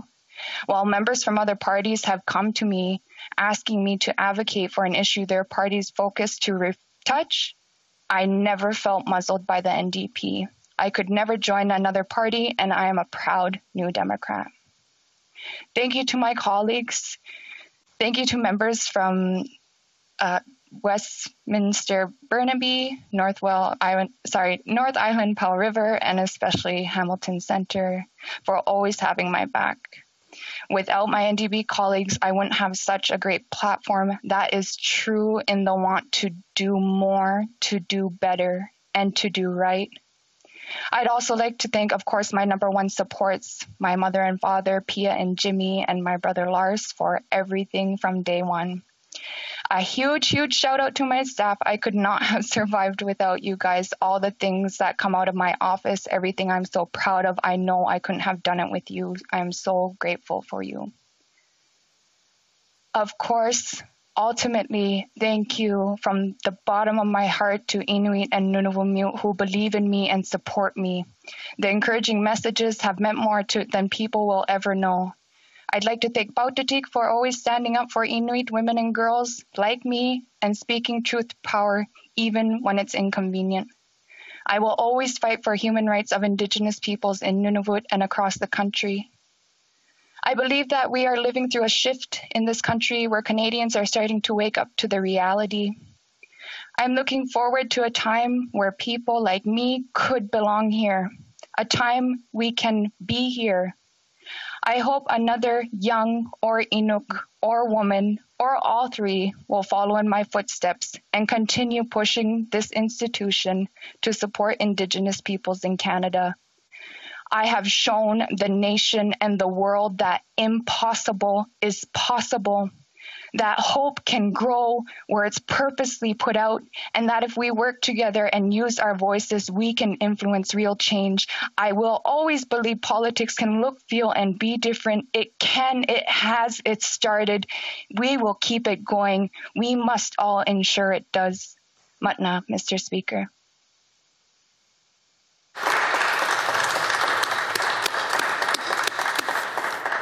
The Honourable Member for London West. Thank you very much, Mr. Speaker. It is with a heavy heart that I rise in the House of Commons today to give my farewell speech.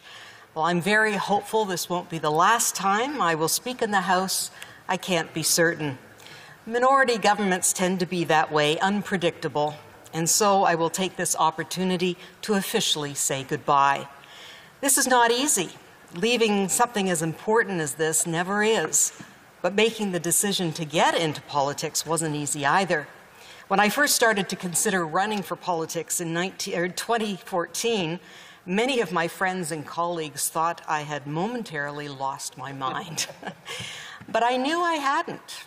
I knew in my bones that Canadians wanted change, and I wanted to be a part of that change. My only regret now is that I didn't consider running for the Liberals much sooner, because it has been an absolute honor to represent the people of London West in this House, and I'm proud of what we have accomplished. When I was first elected in 2015, my twin grandsons, Harrison and Francis, were only 2 years old.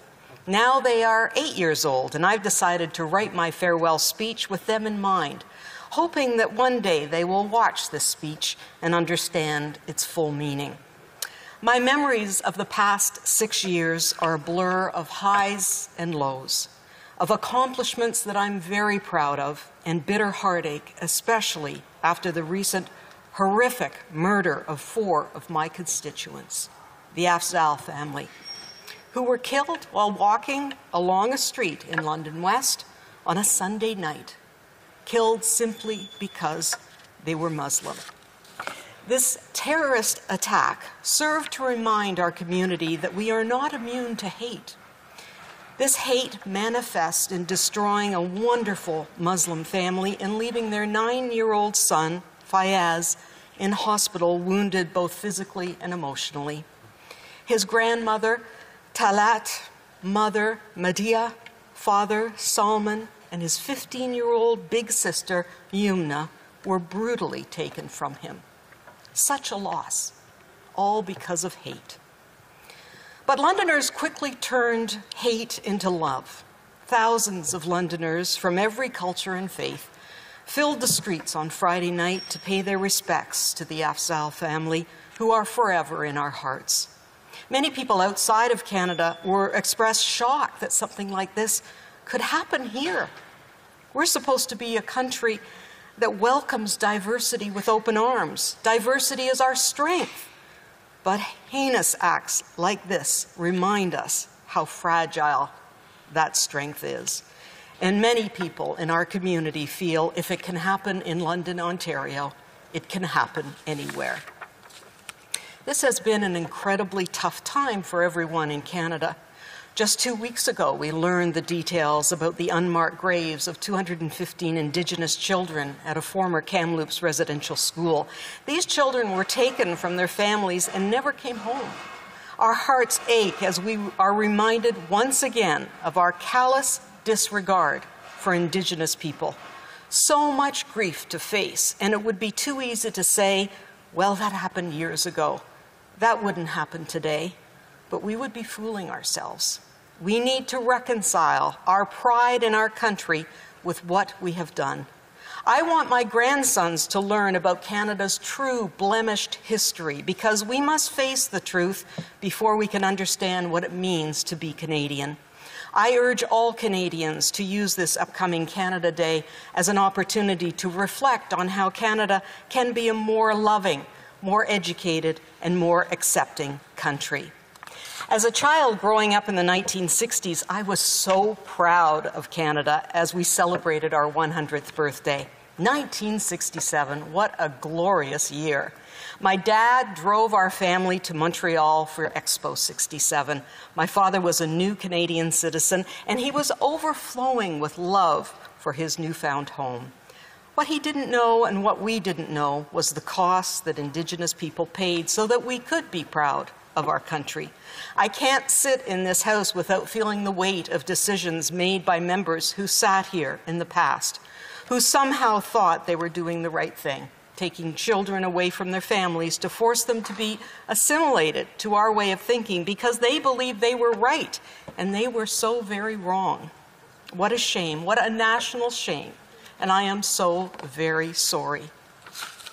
Despite all of this sadness, Harrison and Francis, I am proud to be Canadian, and I am so proud to have had the honor to sit in this House with good people and pass good laws. To be a member of Parliament during a pandemic isn't something any of us expected, but despite this challenging time, we have accomplished so much. I don't have time to list everything, but I do want to talk about some of the areas I was most involved with.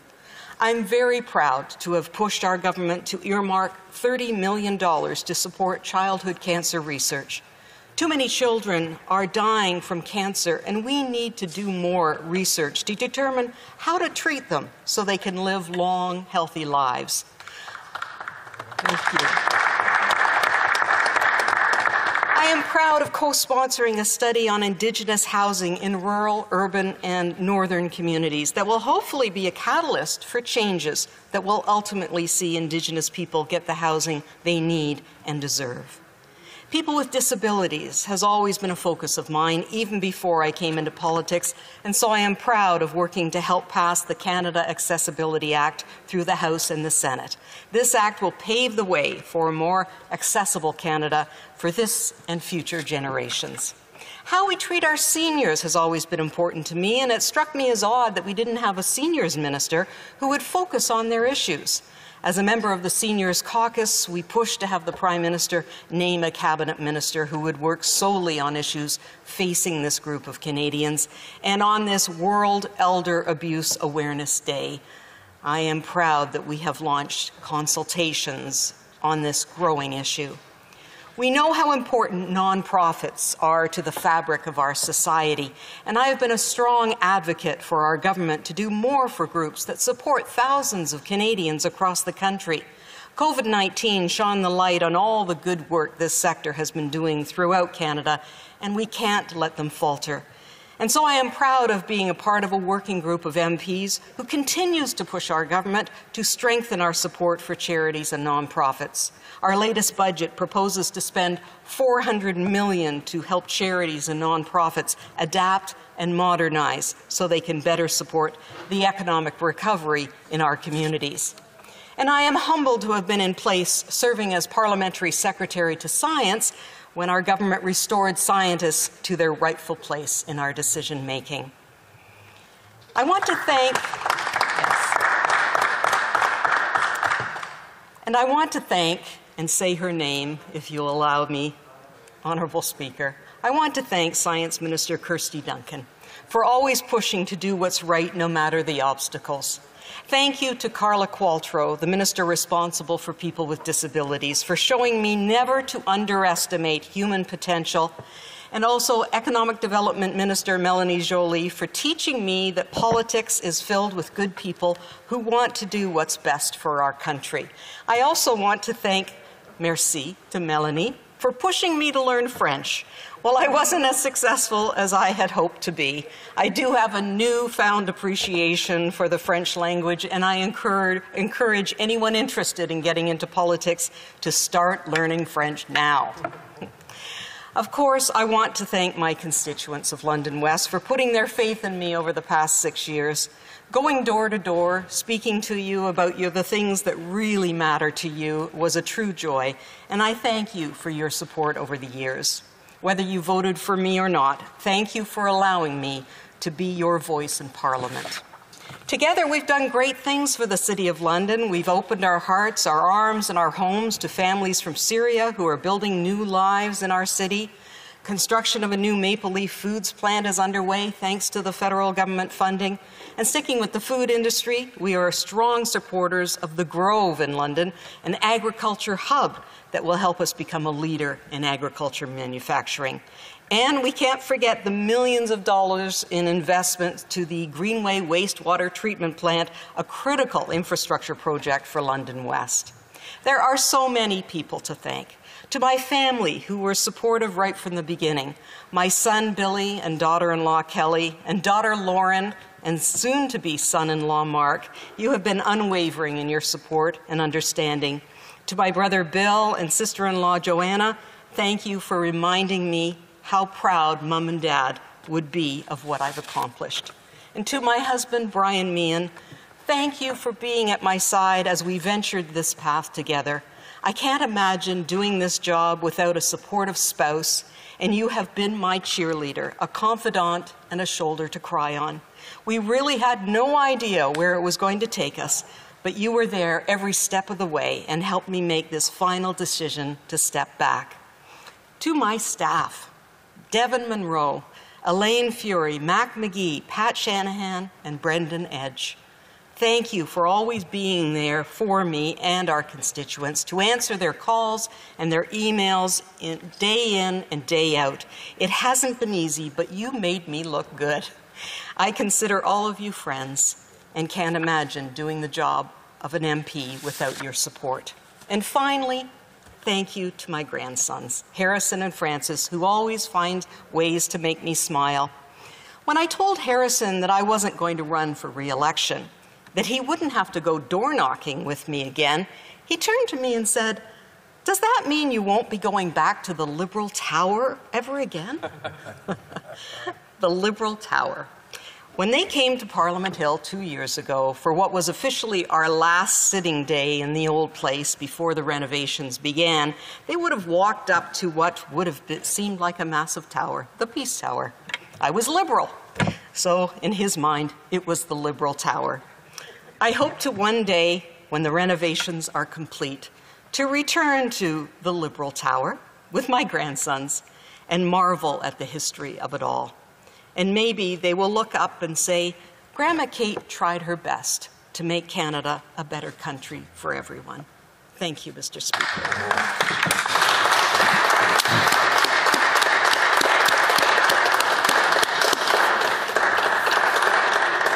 And now, the Honourable Member for Hamilton Mountain.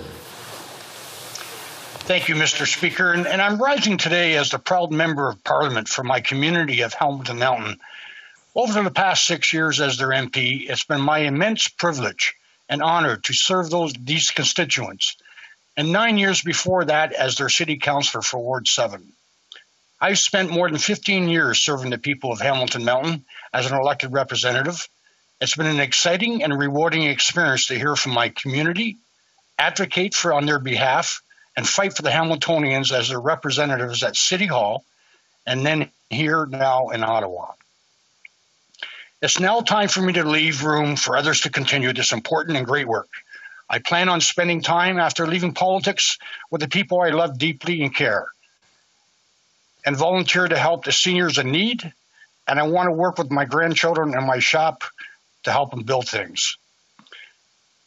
This may be one of my last opportunities to speak in the House. I want to take this opportunity to talk about what I and my caucus have championed over the 6 years during my time in Ottawa, and what prompted me to run in the first place. Mr. Speaker, I came to Ottawa to fight for the people of Hamilton and for Canadian workers and pensioners. I am a proud steelworker, and my roots in the labor movement advocating for workers is why I'm a New Democrat. From my time at Stelco on the production line, and then as a union steward, and then as president of USW Local 5328, the labor movement has been my life, and protecting workers has been a priority during my time as an MP. What we've seen in this House shows why we need a strong voice fighting for workers and for labor. We've seen several efforts by this government to legislate striking workers back to work and damage their ability to bargain for a fair deal with their employer. We've seen this government refuse to act on scab labor. We've seen this government refuse to protect the pensions of workers during bankruptcy and insolvency, and instead put big banks and investors at the top of their list. This is why it's so important that we continue to fight for workers in this place. And Mr. Speaker, I want to let you know that even when I went through a bankruptcy at Stelco, back in my days, I'll never forget the Judge Farley's word that he told me, his advice, because I thought it was disgraceful how workers were being treated and a bankruptcy protection. He said, I don't like doing this, Mr. Duvall, and if you want to change it, go to Ottawa and change the legislation. So that's another one of the reasons why I'm here. We've also seen it's an effort by this government to create a two-tier system of junior seniors and senior seniors by only giving an increase in OAS payments to some and not others. We've also watched them fail to act to protect single seniors and allow them to continue to pay substantially more taxes than seniors in a couple with the exact same income. During my time in Ottawa, it has been my priority to fight for seniors, to advocate for them, and to push our government to do better. In this House, I have sponsored a number of bills and pushed forward many initiatives. I have championed anti-scab labor legislation aimed at protecting unions during labor disputes and preventing employers from undermining their collective bargaining. I have fought against government action to legislate striking workers back to work, taking away one of their strongest tools they have at their disposal to collectively bargain for a fair deal. I have pushed to protect the pensions of workers during their bankruptcy and insolvency proceedings and make sure that payment of the unfunded portion of pension plans comes before payments to big banks and investors. I hope that our parliament is dissolved, that before our parliament is dissolved, quite possibly because of an unnecessary election call by the Liberals, that we can pass through the House the best shot that we have protecting retirees and pensioners, and that's with Bill C-253. Mr. Speaker, during the pandemic, the time spent at home has reminded me of the importance of family and loved ones.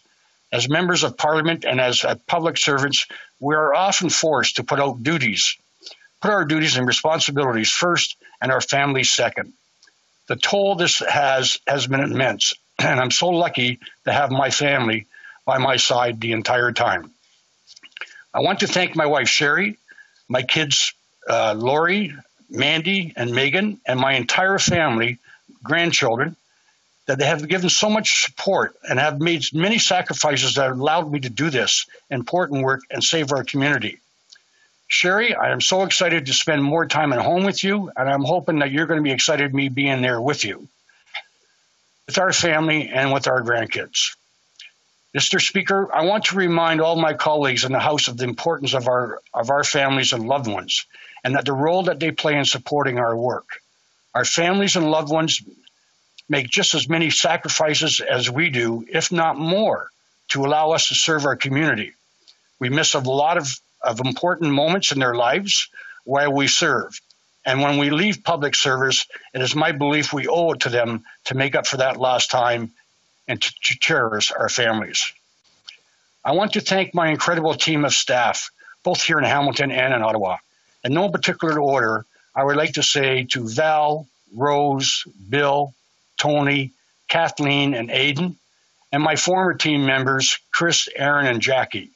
Thank you for everything that you have done to support me, your dedication and your loyalty, and our work throughout the years and your service to the people of Hamilton. Your dedication to our constituents shows how important it is for an MP to have a great team fighting for our community. You made me look good each and every day. I want to thank the people behind the scenes supporting the whole NDP caucus, the team in the NDP lobby, and particularly Anthony and Christian, have made the time serving as a member of Parliament and being in the House so much easier and effective. Their dedication is what allows us to be an effective caucus and allows us to do the work that we do best. They have provided so much guidance to us, and their contributions to our team is something I will never forget. To my NDP caucus colleagues, thank you. Thank you for fighting with me to protect workers' pensions and seniors, and I'm proud to have served in a caucus that worked hard every day to protect people. And I am grateful for all your support, your friendship, and your shared knowledge that made me a better MP. Thank you to my leader, the Honourable Member for Burnaby South, for the guidance you have given our party. I cannot wait to see if you become Prime Minister and demonstrate that an NDP government is the one that will put people first. Canadians can put their trust in New Democrats to fight for them. To those in the Labour movement who have supported my work and helped champion the causes I have taken on, thank you.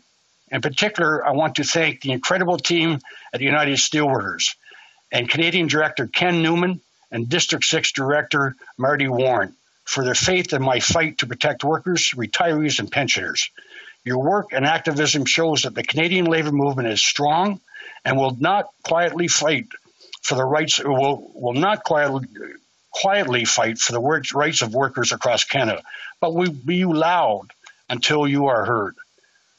I want to thank the members of the Hamilton Mountain NDP and all the volunteers, supporters, and activists that came out during each election and fought to make sure that Hamilton Mountain is represented by a New Democrat and by a party that will fight for them. And I also want to thank Monique Taylor, the MPP for Hamilton Mountain. From the time that she was my assistant at City Hall to now, we are working together representing Hamilton Mountain provincially and federally. We have been a great team. I am so proud of her work to fight for our community, and I can't wait to see what she does more. And I want to thank the people of Hamilton. Without you and your support, I would not have had the honor of sitting in the House of Commons or have had the important duty of fighting for all of you. Every day that I spent serving the people of Hamilton was a privilege, and I was humbled by the trust you put me to represent you. Mr. Speaker, again, I want to thank my wife, Sherry, of 47 years. I'm going to be home this time. And Mr. Speaker, it has been my greatest honor to be a member of Parliament. I thank you. I respect you. I want to thank all the people in the House, and I want to thank all the members. I've become friends with many of them. I really, really appreciate it. I've had a great time, and I'm going to miss a lot of people. Thank you.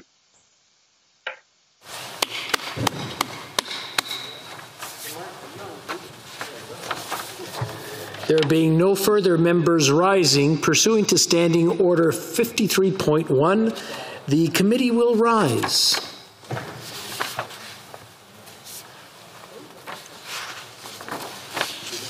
Just read it right now.